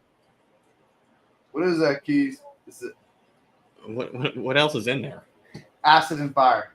Oh, Acid, fire, Yeah. gravel / yellow belly. So you tell yeah, me I'm not good enough at identifying the yellow belly stuff when there's multiple there. I just have the known quantities. That's how I know what they are. And this came from Dale at Constricted, so Nice. He's got some nice stuff. What did we hit? Acid Ultramel or something, or Confusion, one of the whatever ones. shit. If that is gravel, put that in a highway would be fucking sick. Yeah. You know? Yeah, there's just something like I like what acid does in the pattern, and it's one of the few things that pastel looks, makes it improves upon it. We'll see as it grows up what the colors do. But certainly it all depends on what lines of stuff you have. You can have an awesome fire line that's going to make all your snakes look awesome. That are produced from that. What kind of pine is that? Xanthic. VPR. So if you put pastel in there, it's gonna look good. Terrence says it's yellow belly. Yeah. Yellow belly? Come on. I don't know if it's an answer. Yellow belly everything. Yellow belly everything. As you're talking pastel, here's a firefly Xanthic. So as you're talking.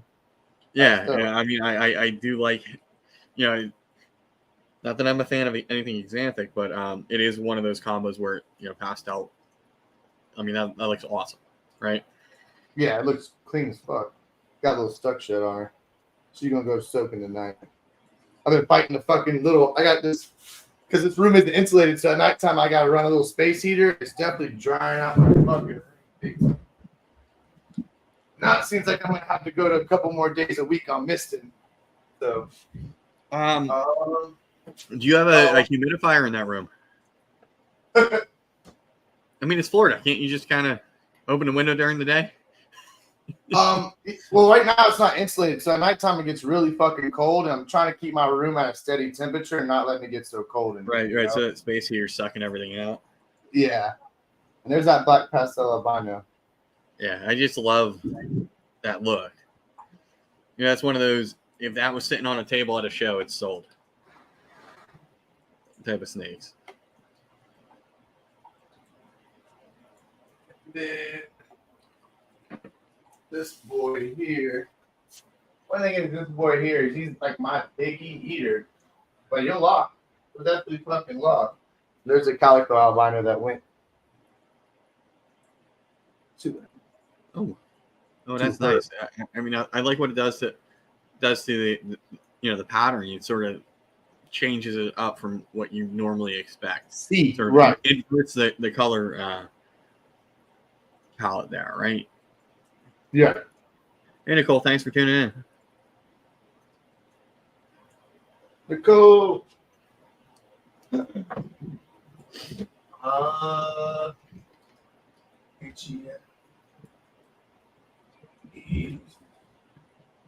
Here's some DG mail. Got a DG mail to buy some DG stuff.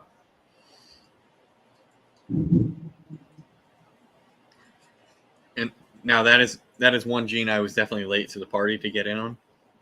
Was DG? Yeah. So I feel like I had to overcompensate by adding some codons and pos heads in there. But I think, at the end of the day, that's one you have to have. It works in so many projects. There's that super gravel pinstripe you guys want to see.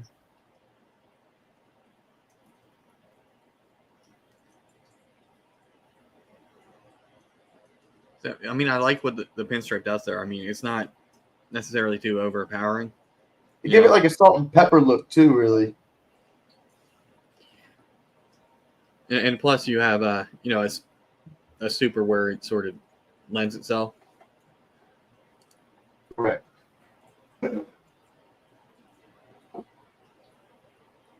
I got some stuff like I'm trying to hit the dreamsicles. I got some lavender albino pet pies. And I got a pied lavender or a pied. So this is the one like I kind of like telling you I like to do reverse. So I have a lavender, this girl here, lavender het pied. And when she's the size, I'll put my pied het lavender to it and do the opposite, you know. Right. And then hopefully hit some dreamsicles, and then I'll keep those as whole backs and put in those what I want.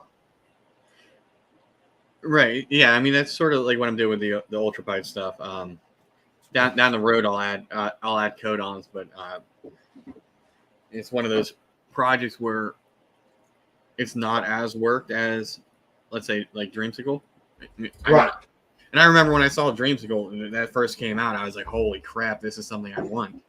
And you know, there's a lot of it. Ooh. OD pied. You can actually see y'all want to see a smiley face? Sad face. Is it a sad day? I mean, so that is a perfect example of a low white, right? Yep. Like you can see what's going on in the pattern. You know, it gives you more of an idea of what's going on rather than a splotch here and a splotch there. Right. I did buy heavy in some pies. Like I said, like, so if I ever thought of the future of like running an expo, pied sell to me. You know, some people want to go the Blue Eye Lucy way. I wanted to go the pied way, you know, because those are the two hot cakes they're always going to sell at expo, pies and Blue Eye Lucy's. Yeah, and I can tell you, standing next to Brad, watching his mystic potions and all that stuff fly off his little area, our table. and I had a proven breeder butter sitting there, right? For like $100, and he did like $750 in bell sales. I was like, you got the mail. That's awesome. Ooh, this is a cinnamon pinstripe pie. This is how I was telling you those pinstripe and cinnamon, and there you get the saddles back. You know, even I love the little tail one. For some reason, that little one on the tail, I love it. I like that look, and actually that reminds me of my champagne at Pie I had shot. Just the rust colors that were there. And I like how the pinstripe did like the outlining, you know. Yeah. I keep my pies pretty clean, as you can see. I'm pretty anal about that. I hate when I open the door and see an old dirty old pie, but you can't help it. Sometimes it's inhabitable. So. Right. When I was just getting into this, that sort of like very high white was like, okay, that's what I want. But now as I'm further along, it's low white, so I can see what's going on. And that's pastel banana hypo het pie. Nice.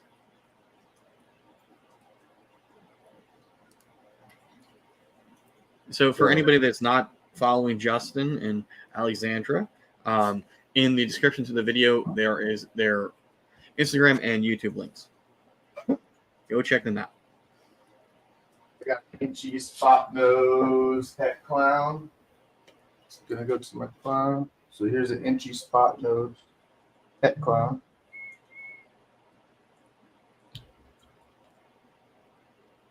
If they want to cooperate today, not a little hard tackling. So are you gonna work like you gonna go the Batman route? I am. I'm gonna create some Batmans, but they'll be all holdbacks for me. So I think my first big season, I'm gonna have a shit ton of holdbacks. I guarantee you am. So, and then like the next season after that. So, and I got a lot of females that'll be ready probably the next 6 to 8 months. So once they're ready and I get my first good pairings of everything in here, it should be a good roll. So. Oh yeah, I sort of and I've alluded to this and talked about it. I am doing a bell pairing this year and some pied stuff, but ultimately moving forward, it's going to be all incidental stuff. At least, until I get some of these projects I'm working on, underway where I can, focus more. That's One another producing for one thing. Another het monsoon. Yep. So I mean, you've really gone pretty heavy in some of the higher end recessive stuff with having sunsets and some monsoon stuff in there. The reason why I did that is because it's not overworked as much, So, and I know by the time I'm going to get to producing, there's going to be a lot of them out by that time, By the time I'm able to put some stuff on the table, there's going to be a lot of other people ahead of me.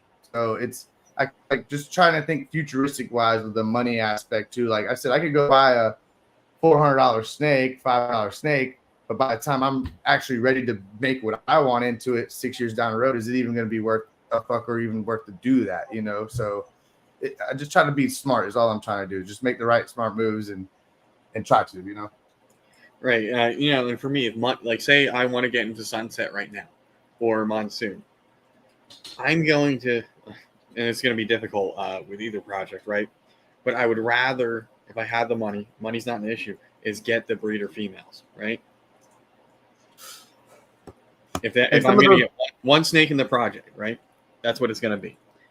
Because I can take the best male I have in the collection and make 100% hets with a bunch of codoms. And correct. Potentially other recessives. And then because it's a male, or if I hit a male, right? Now my turnaround is much shorter.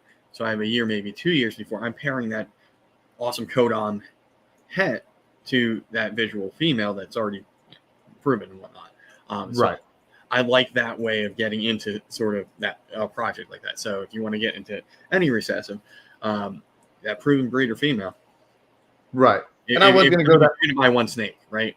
Right. And I was going to go that route, but then I was like, well, if I do that, obviously a proven breeder female in sunset is going to be stupid price, Yeah, and I was like, what's it like $3,000 now? Well, I mean, you could probably get close. Well, yeah, now it is. Probably when I first bought them, they weren't $3,000. I was probably thinking like 5 or 6. Yeah. So because I like hatchlings, it's dropped. Like if I didn't do the DG stuff, I might have contemplated getting a het visual 1.2 in sunset. But I figured I'd rather go the DG route because it's more in line with the stuff I'm working on. And if I get into sunset with what I have, there's a lot more trial and error experimentation, sort of like what's going to work. Right.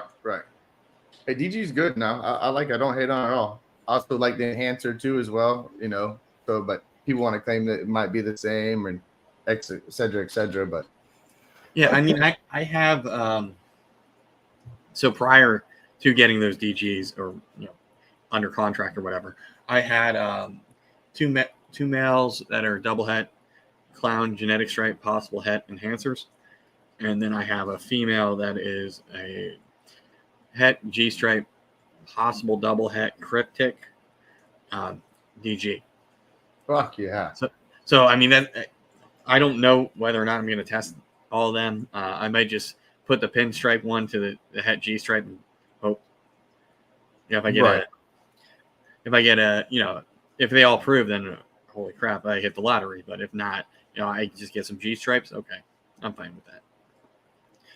But that's only because I have visual DG stuff that's a lot easier to work with. I mean, I can put that blackhead leopard DG to the female DG or female leopard DG or both, and there you go. And there's the possibility that I'm going to hit a DG pied with that. It's probably better than my odds with that triple or possible triple het pairing. So I'm looking forward to that. Come on. And what's cool is they were both the sire and the dam were both leopard, and he had no clue that there was pied at all in the pairing. He just happened to hatch out a DG pied because it came on both sides with leopard. Wow. So I was like, that's kind of cool. So if it's super leopard, which it could be, so what are the chances that they both brought along, that had pied? So it'd be super leopard DG pied is what you're probably going for, right? No, I mean that's just if everything comes out leopard, that's awesome. Right. If they hit the pied, awesome. You got leopard and leopard though, so you can come out with a super. Though is what I'm saying. Yeah, well, or they're both supers are already, and everything's going to be at least DG leopard, then throw in blackhead, and the possibility of having pied in there. That's awesome. I mean, that's worth the investment in the weight. And what was interesting is like we actually went on Morph Market, sort of like, okay, how much? What do you want to do this for? Because it was so hard to figure out a price because there wasn't anything really that had been sold or like was available that was similar. So I mean that's kind of cool. So that also sort of enticed me to get into that because it may come along that people are going to do this next year, the following year before I do it. But are there really going to be that many blackhead leopard DG pieds potentially, or whatever? So that it was sort of exciting for me, sort of get into DG and then also elevate it a little bit. Plus with that male, I can run it to clown, I can run it to, and then test everything, for het pied. Fuck yeah. But we are. I don't know how long I said I'd have you on, but we're getting up to the 2 hour mark, and I don't want to, completely take up all of your day because we all have lives and things like that, and watching college football. But you tell me when, and then we can. Hey, I'm good. Whenever you want to do it, I'm home for the day, so I ain't doing shit. So, like you said, once I'm off of here, I'm chilling. So. Yeah. Yeah, it's always nice to talk about genetics, future projects, things like that. And these are somewhat interviews, even though they've been somewhat less formal, more conversational as of late, just because I feel like that runs better than me going question A, question B.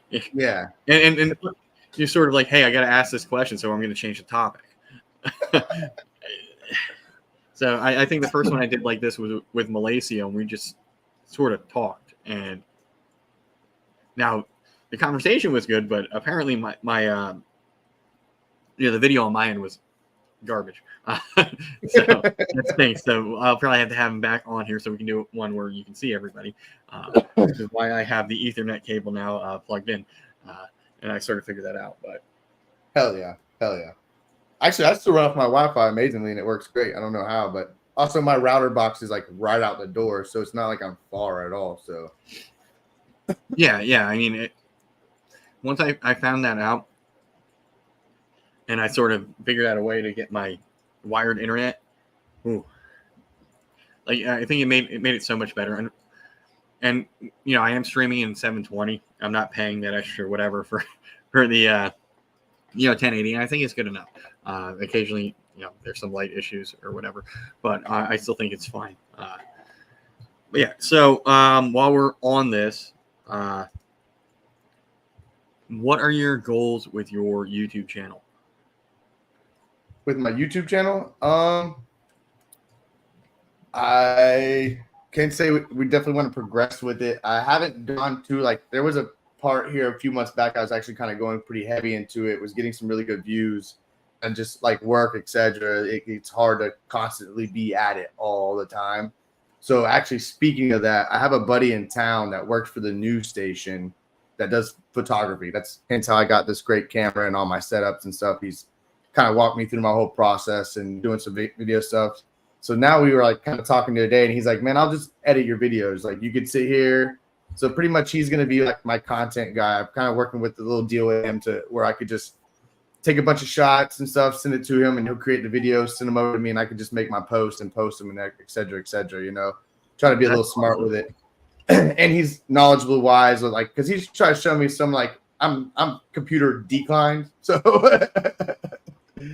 he's trying to show me some of these programs like Adobe and all that to do the editing of videos and stuff. And I'm like, bro, this is too technical, too far for me. And he's like, listen, I went to college for this, and Adobe I still only know 45% of it. So he's like, yeah. But yeah, I got it into where he's going to come over now. He came over right before Halloween. We had some card issues with my card, and the way I put it on a hard drive for him, it didn't go over the right JPEGs and stuff that he needed. So I got all that situated. So it kind of sucked because I had a bunch of really good Halloween stuff that now it's past Halloween. It's kind of pointless for me to fucking post just it. do it. Just have it come out next year. Right, exactly. He'll save it for next year or something. So, but he's gonna come back over next week. We're gonna do a bunch more, and then he'll start creating some more videos for me, and then we'll get him going on the YouTube and on the Instagram. Just because, like I said, when we running a company, it gets so hard. My phone's constantly going 24/7, or I'm doing some paperwork, going to bid jobs, going to make sure everybody's doing their job and getting everything done. So I'm only one man; I can only do so much. And exactly, Alex, you can see she's at work right now doing hair. So she's constantly, and right now it's peak season for her holidays. Everybody wants their hair done. So, yep. And for women, it's an ordeal, right? For us, it's just trim, and it takes it. Makes me looking like a Wookiee a couple of weeks ago to looking somewhat presentable. Right. Much real effort, just bring out the weed whacker. But yeah, you bring up a good point. You run your own business on top of all this, and time is, that takes up a lot of your time. And I haven't made a YouTube video in months. I think I was probably home from COVID when I had COVID, and I got the snake from Malaysia, and I think I made one after that, and then I just sort of stopped doing the videos. I was doing the lives, and I stopped briefly doing those. And then I brought another Tuesday live on. So since I've been doing that, and now I have the Thursday one with you guys, it's sort of like I'm already on YouTube enough, but I really need to make videos, and it's a pain in the butt to shoot yourself. So I got to set up the camera on a tripod, get the right angle, and then I'm trying to make my videos look. If you watch stuff that look like Stephen and Courtney do, it is awesome. Meanwhile, I just plop down the camcorder over there, and I'm just going to talk like I am now. So, for the most part, when I was doing update videos, things like that, I just use StreamYard. It's easier, but you lose that, this is a nice video, right? Right. So I want to be talking about the animals, and then say into a nice, we're in the light box, we're talking and all that, and having it all match up, and it just it is really hard to do by yourself. Yes. Oh, you should see in the beginning, because I had my camera, tripod, a light box, and then you're sitting there and my camera, you got to hit the focus button sometimes to get it to focus. It won't, Yep. Holding the snake, reaching over the box, trying to hit the focus button and get it, and which you can, I learned too, with my photography guy, he came over, he's like, bro, just, it doesn't matter how the video looks, because you could cut out the bad parts and cut out the sound on this. And I was at the beginning, didn't know all that. So I'm trying to make it perfect at one shot, which you don't have to do, so it can be really a pain. There'll be times I'm like, Alex, I just need you here. Please go home. Come on, let's do this. Right. I mean, I feel like me just having that, extra set of hands that can handle the filming aspect. So I'm able, they're able to follow me and keep the focus being over here, and you don't see my couches and my living room over here. Right. That sort of thing. That would be nice. And then I remember the first couple of videos I did, I was like, oh my God, I don't like this retake. Rather than I'm just going to put the camera on, and if I'm going to be talking, doing all my stuff, I can just edit all that stuff out later, right? And okay, I'm moving around grabbing snakes, I can edit that part out. Or, if I did a video where I put a hatchling rack together, or I did something for whatever reason, I actually had to install stuff, which was a pain in the butt. But I did a video of that, and I just sped it up. Put some music in there and things like that. And I want to get back to where I'm doing that. And like you said, you got somebody that has a background in that, and they can help you, and that's awesome. To add that level of quality instead of me, looks like you're just running around with an iPhone or whatever. Correct. Making content. Because Alex will go to use her, which you can go on the Instagram and see the post, and Alex will go to use her phone sometimes. I'm like, babe, use a camera. That looks awful on that phone over there. And I was like, I hate to say it, but when you have all these great, you pop up on somebody's Instagram, you see all these great photos, and you see these couple that are okay, they stand out right there in front of your face, And you want that essential, that first good look when people look at your page and stuff. You want them good, crisp videos right there. It doesn't matter what actually is in the video half the time. It's just that first appearance is the best appearance, you know? Right. And what I've been trying to do, and I've been talking to other photography nerds about this, is that, like, I have a DSLR camera, right? And I want to take a picture of the snake that is exactly how my eyes perceive it, right? So adjusting for white balances, lighting, all that stuff. And it's just so hard because I can make a bland snake look amazing just by adjusting some stuff, but I've edited the photo then, right? Right. I've changed the parameters so that it looks better on picture than it does in real life, and I don't want to do that. Like I can make a bad snake look somewhat decent, or bring out certain things that aren't going to be apparent to your eyes when you're looking at it sitting next to me, and I don't want to do that. It's a cool camera trick, and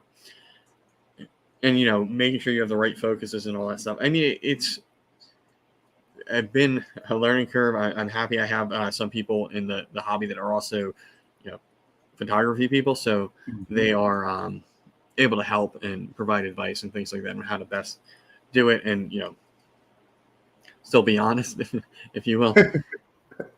Lighting is key. Lighting, get that super bright white light on it, and you're gonna pull all the natural colors. Like, of course, then you go to your redder lights, your oranger lights, you're gonna hide those colors. So you want that more clear, white, balanced light that's just gonna boom right here. You go. So I actually learned that because that was my problem. Is like when I first take them, I'm like, man, this doesn't really look like it does look good, but it doesn't really visually look like what my snake looks like. And he's like, well, this.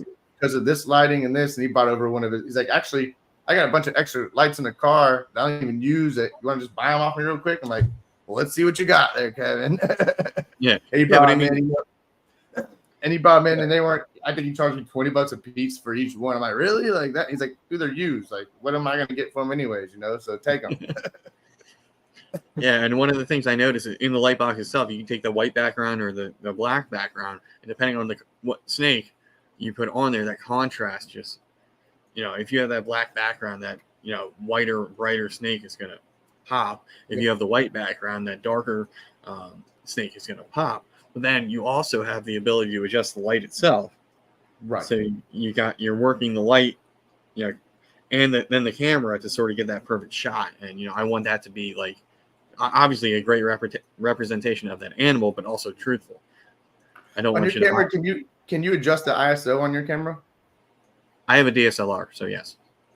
So you can. The ISO is a big thing. And then also your perception to depth too, like making it look like down a hallway or that more open depth space too. I've been learning a lot of that recently, and it's blown my mind how actually that has a lot to play with a lot of pictures and different color balances, And your lighting and how shadows are cast, right? Correct. So you want to make sure. One of the issues I have when I'm filming on my phone is I have a fan light right up there. So if I'm filming anything sort of below that, there's a shadow. So it's like, what angle am I filming on? So you don't see, my phone on top of my head. Right. Like that. So it's definitely been interesting, and I'm trying to grow and do more on that. It's definitely.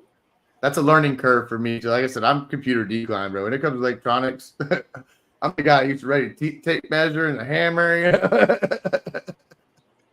But yeah, I mean, you can tell that the people that are either artistic in general or have a marketing background based on some of the stuff that's being produced. Correct. And I want to try to get more towards that. And I feel like all my shorts are just me. Wherever the snake is like, okay, here's a snake, go. Type of thing. But some of those shorts, those quick dumb ones, get like the most fucking views. I mean, look at the king snake one that I just got, and I mean that was like the quickest, real quick. Here, let's just show it real quick. Wasn't even the greatest of pictures, and it blew the hell up at any post I've ever posted. And I was like, what the hell, I've done some really hard work on some of these other ones. I want a dedication of that. Yeah, I mean, I think my best short is a leopard pastel. That's all. I mean, it's a visually nice thing. But I could put the same style of short with the same, Taylor Swift song, whatever popular song exists now. It could be like, a 3Gene, visual clown and nothing. 100 views today or whatever. It's like, so what makes, that one short go more than, because what it's telling me, it's just not ball python people that are liking it, reviewing it, right? It has gone outside of our world into some other world, and that's where it's getting the views and getting traction. Because the 100 or so odd views that I do get, or however many, let's say 1,000 is like my normal, for the most part. Those are all probably ball python people that it just so happens to pop up. Yep. I'd say that's kind of funny you say that, because the last one I went and looked at, I'm like, God, we reached so many people outside of the community with that one than we did inside in the community, so it's weird how different algorithms will grab different things to at different times. But I feel like Instagram is way different than YouTube. YouTube, it's like you gotta catch that algorithm at that one time every day, be consistent at that one time every day. And I posted the same thing to YouTube and gotten nothing, and gotten 12,000 views on a reel on Instagram. It's like, huh? And I think all it was like my Savannah monitor, or like my Cayman eating something. Like, it wasn't even cool. It was just like a chomp, and that was it. That got traction. It's just weird. You can put all the effort, like you said, into one thing, and then do something where it's kind of like, oh, I got to put it up just for content, and the stuff you were lazy about is what gets traction. Yeah, it's funny how it works. You're like, God, that works. That's my thing. Like I said, I worked so hard on that one. Give me dedication on that one. I spent 3 days trying to make that damn thing. And like, I have videos talking about genetics, videos talking about, new pickups. I think my best video that I've done is me just reviewing rat food. I'm not even going into detail. It was, I have these 3. Here they are. Here's the brands. Here's what my rats like. It wasn't like, and it wasn't even an analysis on like how similar the foods are. Right. It was just, here's what my rats like. Right. It's got, this one's got the best protein. This one's got the. It was nothing like that. It was just like, here's me talking about the food my rats like, not actually a review or anything. I did go over the size, and if you have I think Kalmbach's the smallest pellet. Missouri's a little bit bigger, and then the Kent one is like huge. It's like the size of a tater tot. You could hurt somebody with them if you threw them. They're big. They're longer than a tater tot. I mean, there's the thickness of a tater tot, but them things, like you said, they're long. You could whack somebody with one. Yeah, I mean, when I got them, I'm like, did I buy pig food by accident? Did they screw up? And I'm looking. I'm like, no, it's the rodent block. That's hilarious. What are you breeding, if you don't mind me asking? Are you breeding? What you breeding for rat wise? I am breeding Norways and ASS now. Feeding Kalmbach. And then, I'll throw in veggie scraps, things like that. Black sunflower, some treats here and there. It's always fun if you take a spaghetti noodle and give it to a rodent and see him do the thing with the little hands. That's awesome. But I just a couple of years ago, I was like, you know what? I'm tired of spending hundreds of dollars, filling up a box or two and having it shipped here. Luckily for me, I have a buddy that at the time, or he still breeds rodents, but he was like, yeah, I got some that I can give you. So he gave me a couple of his grow outs or whatever. And so I had 3 1.2 colonies going. And then I obviously expanded, but I got into it because I knew somebody, right? I didn't pay for it. Really, any of the rodents I have, just the infrastructure. But even doing the math, you're spending, was it 7? I forget what bedding costs now, but it's more than it was, but it's not terribly expensive. So my costs are like 200, 250 a month, maybe something like that, depending on how many things I'm growing out. The Kalmbach's, relatively cheap. Breeding the ASF right now. I'm actually breeding it. My bad. I didn't mean to cut you off. Sorry. But No, I no, breed. like just being able to get it from Chewy. Right. You get like 2 bags to get my dog food, free shipping, or I get more bags. I feel bad for the FedEx guy that's gonna schlep, a couple 100 pounds of animal feed to my door, but whatever. But yeah, just looking at the cost effectiveness of doing it, Right. it made total sense. And I during the pandemic, I saw all these people going, "Oh, where do you get feeders? Oh, everybody's out, everybody's out." And at that time, I'd already, I started to get I had a little dubia colony going, and anytime dubia became available, I would buy as much as I could to sort of seed that colony, which is up there. I still have it going, 3 years strong, whatever, just constantly reproducing.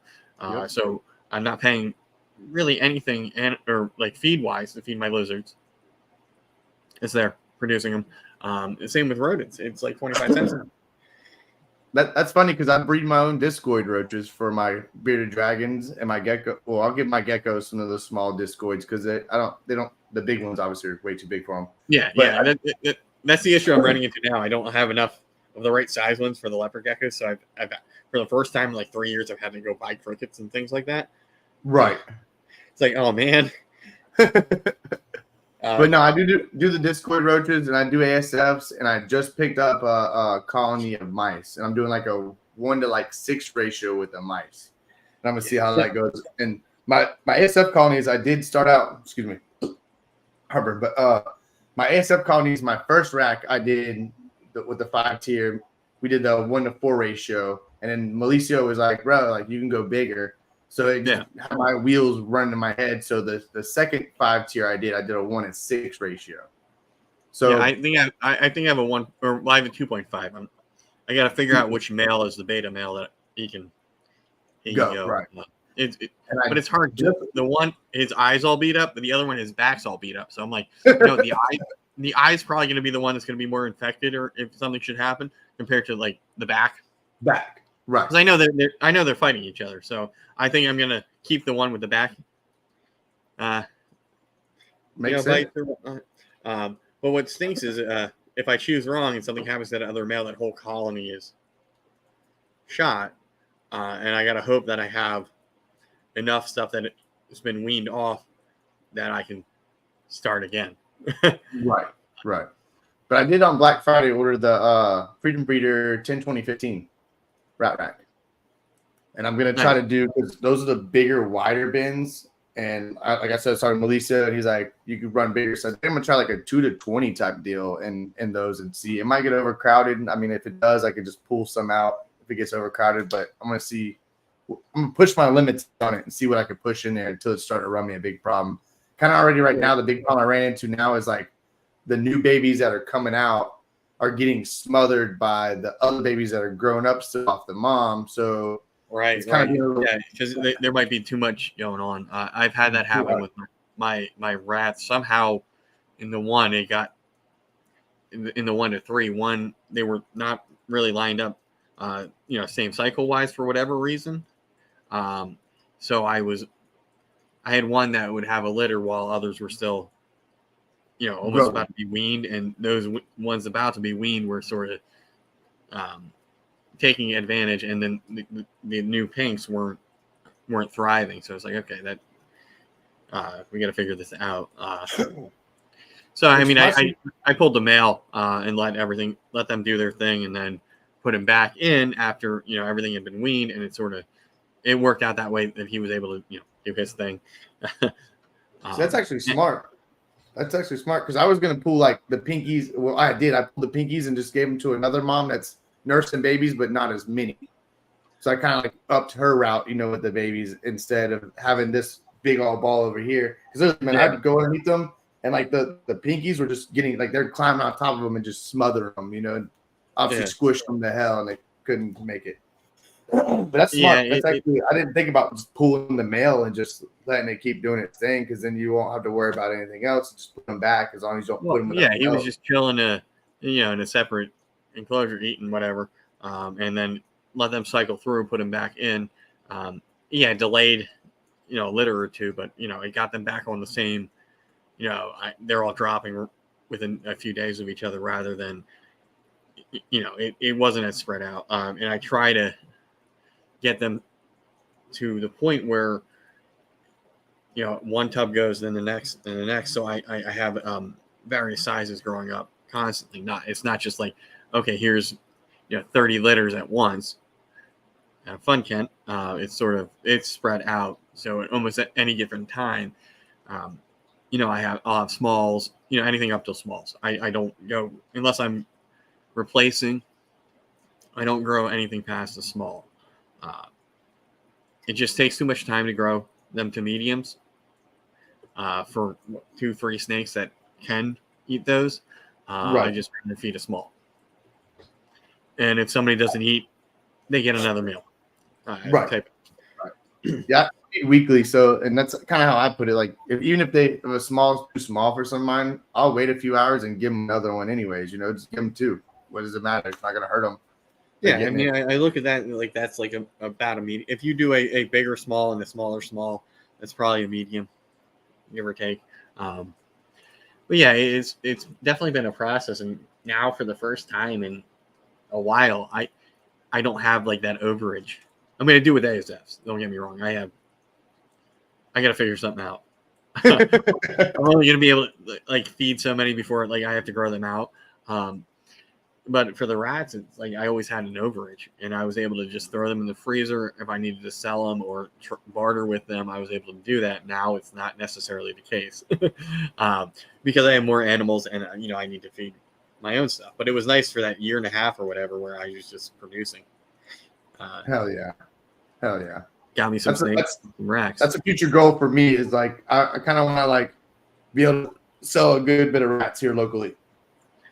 Yeah, and sure, that's definitely a good future goal for me. Is like if I can get this one freedom breeder rack rolling, I'll go buy fucking 3 more and get a shed and just run a Craigslist ad and drive around in a truck. Have somebody drive around in a truck and sell some and make some more cash off of that. Think about it. There's good money into it. There's good money into it, So if you can sell a mouse, a small mouse for, I forget what size it was. Whatever, I paid $4 for it, right, at a pet store, retail. If you can sell that for $3, $2, and your cost is 25 cents to produce it, you can be that resource for people that need live, that need access, and that's one of the hardest things. And I see this all the time. Who's got XYZ? I'm like, in my head, I'm like, why aren't you breeding your own? One, I get if you're allergic. That's one thing. But we got social media, right? You mean to tell me that in all this time you couldn't find another ball python breeder in your, or ball python person in your locale, hey Matt, that is breeding rodents? Like, you couldn't really? It's like people that just discover what morph market is. Right. It's kind of funny because I have a guy, Blake, with Blacklist Exotic. Shout out to Blake and Blake and Courtney. They're both freaking amazing people. They've helped me out a lot with ASFs. I could ride my bicycle to their house and load up a backpack full of ASFs so I want to do and ride back, And they've helped me out with my journey as well. And like, it kind of like was an inspiration when I went over there and saw that they're doing it out of their house. I'm like, I could do the same thing, And I see what I was spending before because I was buying frozen a lot more than anything. And then I'd go to like a local pet store, like you said, that was getting full retail value of that rat, and I was spending ridiculous amounts of money on, I mean, I don't mind doing it, right? Right. And it's easy. It's like I do it in a bedroom, and my ASFs now. If I was doing Norwegians, it'd probably be stinky as hell. But I am doing ASFs. I'm doing them in a bedroom. I clean them once a week. I don't have no smell so far, Yeah, I will say that Norway, like, you got to stay on top of them. The smell from them is far worse than the ASFs. But I also have a lot more, and they're a lot bigger. Now, the mice I got, the colony of mice I got, them some stinky fuckers, man. 3 days later, I got to clean that bin out. Dude, I tried mice, and those are the worst. I went from a colony. I went from a colony to like, oh my God, what on earth? Like, I didn't know it was possible to do that to another animal. Like, corpses. It's like, okay, you guys are getting fed off.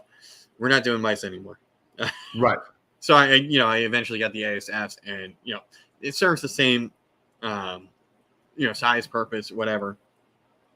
And I actually think I'm gonna replace some of these Norwegian rat colonies with ASF colonies, just for the sheer volume, and plus for the whole life cycle of that ASF, I can feed it to ball pythons.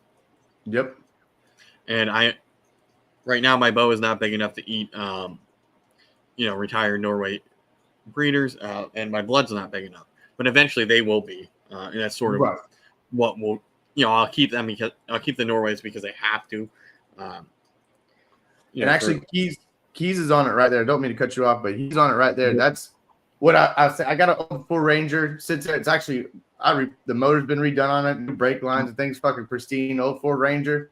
And that's my whole goal is like if I could run a Craigslist ad, and I know a good bit of people around here that definitely already said they would buy some off of me. And my previous breeder here in town, before she quit, she was having people drive from Georgia and stuff. And I've always thought like, how cool would it be like you show up to your house and there's a box at your front door with your rats ready to feed because you've been at work all day. You don't want to go to the pet store. And here, I just dropped them off at service. And it gets to be a repeated thing weekly with these customers. You can just keep going and pushing it, What was it? Oh, yeah.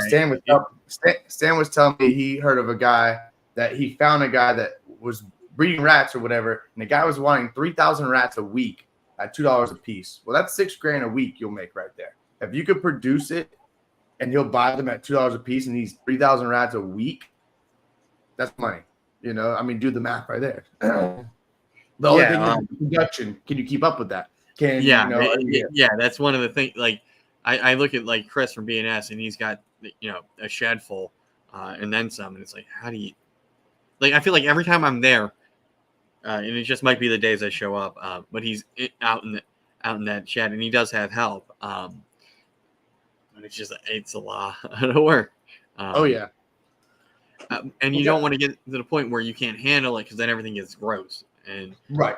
And it's kind of cool, like you said. I got locals here in the community that like I've reached, like Stan, Blake. I've got another guy that does like nobody's really seen him or knows his name much, but you will see him. He does a bunch of hog noses and stuff. I represent him all the time. I actually spiel him here and there to people and say, look, here in a couple years, this guy's gonna come out. He's got some good shit. Just pay attention, But he's another guy too that they don't stay far from me. That I will have that help there. I'm like, look, I'll help you out. You help me out. Come take care of the rodents. And he's actually a plumber, so the shed when I get there, help me actually plumb my whole house. So when I get the shed, he'll run the plumbing to the shed. We'll have a good wash station, all that, etc. Run the awesome. Drywall it and all that. So, that's my big future goal. I'm on about an acre over here on the corner lot. So I want to get a huge ass shed and make it my fortress. And like the big ass shed I get, I want to put a wall in the middle of it with a door. The back side will be my rat side. The front side will be my snake side. Oh, nice. And then you can throw in the mini splitter, whatever air conditioning, climate control you need. And if it's all wired, you got you said you're putting plumbing in. I mean, that'd be awesome. You just have everything right there. Right. My whole fortress in the backyard is my main big future goal is, and we've already been looking at sheds. Me and Alex drove around. Financing on shed is actually fucking cheap. It's really cheap. There's not, and like one guy was like, man, you even move? I'll come pick it up and move it to where your new place is. I was like, fuck. I didn't know about moving my shed too if I move. And definitely like one of the biggest issues I have here is I'm in an apartment, so like I can't just plumb over a sink over here. I have to deal with the kitchen sink or the bathroom sink, and the bathtub. So getting water cleaning, it sucks. Hey, we're using the kitchen sink right now. I got a good sprayer though on it, so I could get in. We got a decent sized kitchen sink, so but it's a pain. What I've been cheating. So I have a Python for my aquariums, and so a Python is a siphon system that hooks up to your sink. You open the valve, it sucks the water from your tank out. You close the valve, it puts water from your sink into your aquarium, and it's got a little valve so you can shut off the water flow. So I've actually, on days where I'm cleaning, doing stuff like that, I've actually hooked that up so I can deal with my aquarium where my red-eared slider is, and then I have water readily available so I can fill up all the water Water. bowls. If somebody Yep. needs, misting, something like that, or some extra, they get some extra water in there on the substrate for humidity purposes. So it's been actually really nice to use that tool just for aquariums to sort of do other things. Right. Rather than, with a pitcher or whatever running back and forth to a sink. It's rather annoying. Yeah, we use we got the big, because I go to like Publix and get the spring water 5-gallon jugs, like the big clear. And I got the old little pump on the top of it where you just pump all the water. Yeah, I think it's Chris from Balls Deep. He's got the pump with the electronic nozzle, right? So you just put the water in there, screw it on, and go. Right. Without the having to pump all the time. I'm like, and you're lazy. I can see where it helps. That electric one, the flow is slow though. I've seen it. It's like compared to what I could pump real quick and just fill up a bowl, like. Yeah. Yeah, trying to get the shortcuts. And the one thing I want to do, and I've been lazy since I haven't had any chew outs lately, is I want to get a couple more mason tubs just to have sitting there so I can prep them, right? All I got to do is yank out the old tub, remove the rodents, throw them in the new tub, put them in. That's already clean, and then I can, hose off. It's a lot easier for me to clean rather than having to do one by one, replace the bedding and all that. And same with some of the, if it weren't for the Husbandry Pro labels on these things, I would constantly change out the tubs. But it's such a pain in the butt to reprint a new label right now. But I do find myself doing that. Trying to find these shortcuts to make things easier. Like I have a nice clean hatchling bin here, right? Why don't I just set this up, put the snake in there, and then clean the other tub later? Makes sense. Oh, look at Eric being nice. Thank you. Yeah, we've been here like all afternoon. Right. Almost through the entire SEC championship game. That's who's that? Bama in Georgia? Yeah, it's 17-10. Oh shit. And Bama's gonna win, and then everyone's gonna make a big stink. And they're gonna obviously they'll be in, but they'll put Georgia in over Texas, who just kicked the crap out of whomever. And Bama's gonna win it. At the end of the day, Bama will just make some call plays. They'll go, they call the shots at the end of the day. We all know they got the main call room. Everybody calls for the main play. Like last week, 4th and 1,000,000 yards. Oh, it's a touchdown. But, it's definitely exciting. I don't know about you, but it is dinner time, and we are approaching that. I'm sweating my ass off in here. I don't have my AC on in here. Thanks for the almost 2.5 hours. So we're going to get to the point of wrapping this up. Thank you to everybody that's been hanging out with us since 4 o'clock. If you didn't, go hit that like button, please. So we're going to start to wrap this up. Where do you see yourself, within the next 5 years? Whether it can be, snake related, business related, you brought up the rodents, you see yourself expanding, that sort of thing. Like, what are your goals for the future? Definitely the big goal is the rat thing that I kind of explained to you. Is like, I want to get my shed. I want to get all that situated and get everything kind of out of my house and get everything in there and kind of make it my own little fortress. Well, I say mine, but me and Alex's own fortress, So got to include the second half, she'll be over here with the lip. but there's no room for spiders over there, right? Oh man, that's the hard part, should I more or less say. So, but yes, she'll have her spiders in there. I'll live and learn, I guess, through that aspect. But that is the main goal for sure. My company's going good. I can't complain. I don't strive any harder or strive any less than my personal company on the side. So I live content. I don't try to, I'm not the guy sitting there trying to be a multi-millionaire. Just as long as I live a content, happy life, I'm not complaining. So that's how I kind of pretty much wanted to be. But yeah, that's a big goal. Yeah. Nice. You, Yeah, you he's scared of the spiders. spiders like Wiz is scared of owls. Got me over here sweating even more when you say spiders. Yeah. Yeah, it's been actually really, really awesome to get to know Justin over these, past couple of months, because that's really all it's been. Just sort of been somebody that's popped up on, in the chats and in these lives, and then getting to hang out with him once a week on RWO with Ken. But he's also on, he's on Hair Down Fridays. I'm pretty sure you're going to be on with Malacio later tonight. So, I mean, everybody's starting to see him, and you get to see the fire that he has in his collection. He's passionate, always asking questions, absorbing knowledge like a sponge. Um, yeah, it's been awesome. And if you're not following him, you're crazy. And if you need some help, go into the description to the video. The links to his Instagram and YouTube page are right there. Go click, give him a follow, give him a subscribe. So I'm going to go ahead and wrap this up. You can catch me again on Tuesday for Ball Things Considered at 7:30. I will actually be doing it this week. My truck is not in the shop like it was this past Tuesday.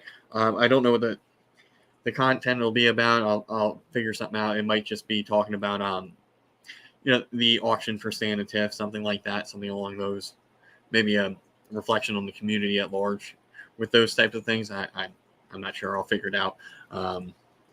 And then you can catch me again on Thursday, RWO on who's hosting it. Next week is Stan. Stan's hosting it next week. Yep, Stan's hosting it. On Stan from Sea of Serpents channel. So we'll probably be doing more discussion about the upcoming auction that'll take place sometime next year. So I'm really excited for that. Prayers out to Stan, Tiffany, and the whole Sea of Serpents family. I know it's a real struggle. And I can't speak, to Stan's, mindset and what's going on with him, with his relationship, with cancer. It sucks. That's all I will say. I've dealt with it with family members and friends, and it's awful. So prayers out to Stan and Tiff. Also, any donations that you guys want to put, you hit Kit up and get with Kent, and he'll take care of all that too. So you can DM me or Ken from LMK. And then we'll fill you in more details as we get them, and we appreciate everything. So basically it's going to work like a normal auction, except rather than paying us, you're going to make a donation and then cover shipping. I think that's fair. So we're going to see how much money we can raise. Anyway, with that being said, Justin, do you have any last words for the chat before we sign off? Last words is, bro, anybody out there, anything you like, anything you want to do, keep your mind to it and succeed, man. Don't stop. Don't let any obstacles, anything stop you or anything. Everybody's quick to hit a brick wall and want to stop. That's just should push you even to go harder. So anybody out there, don't give up on any goals, inspirations, anything, your hobbies, anything you like. Don't give up on it, man. That's all I can say. All right. Good words. All right. Thanks again, everybody, for tuning in. I know it's been a long one. It's been a while since I've been on this long. But it feels good to do this, to have somebody that can carry on a conversation this long and is passionate enough to do so. And I love having guests like Justin.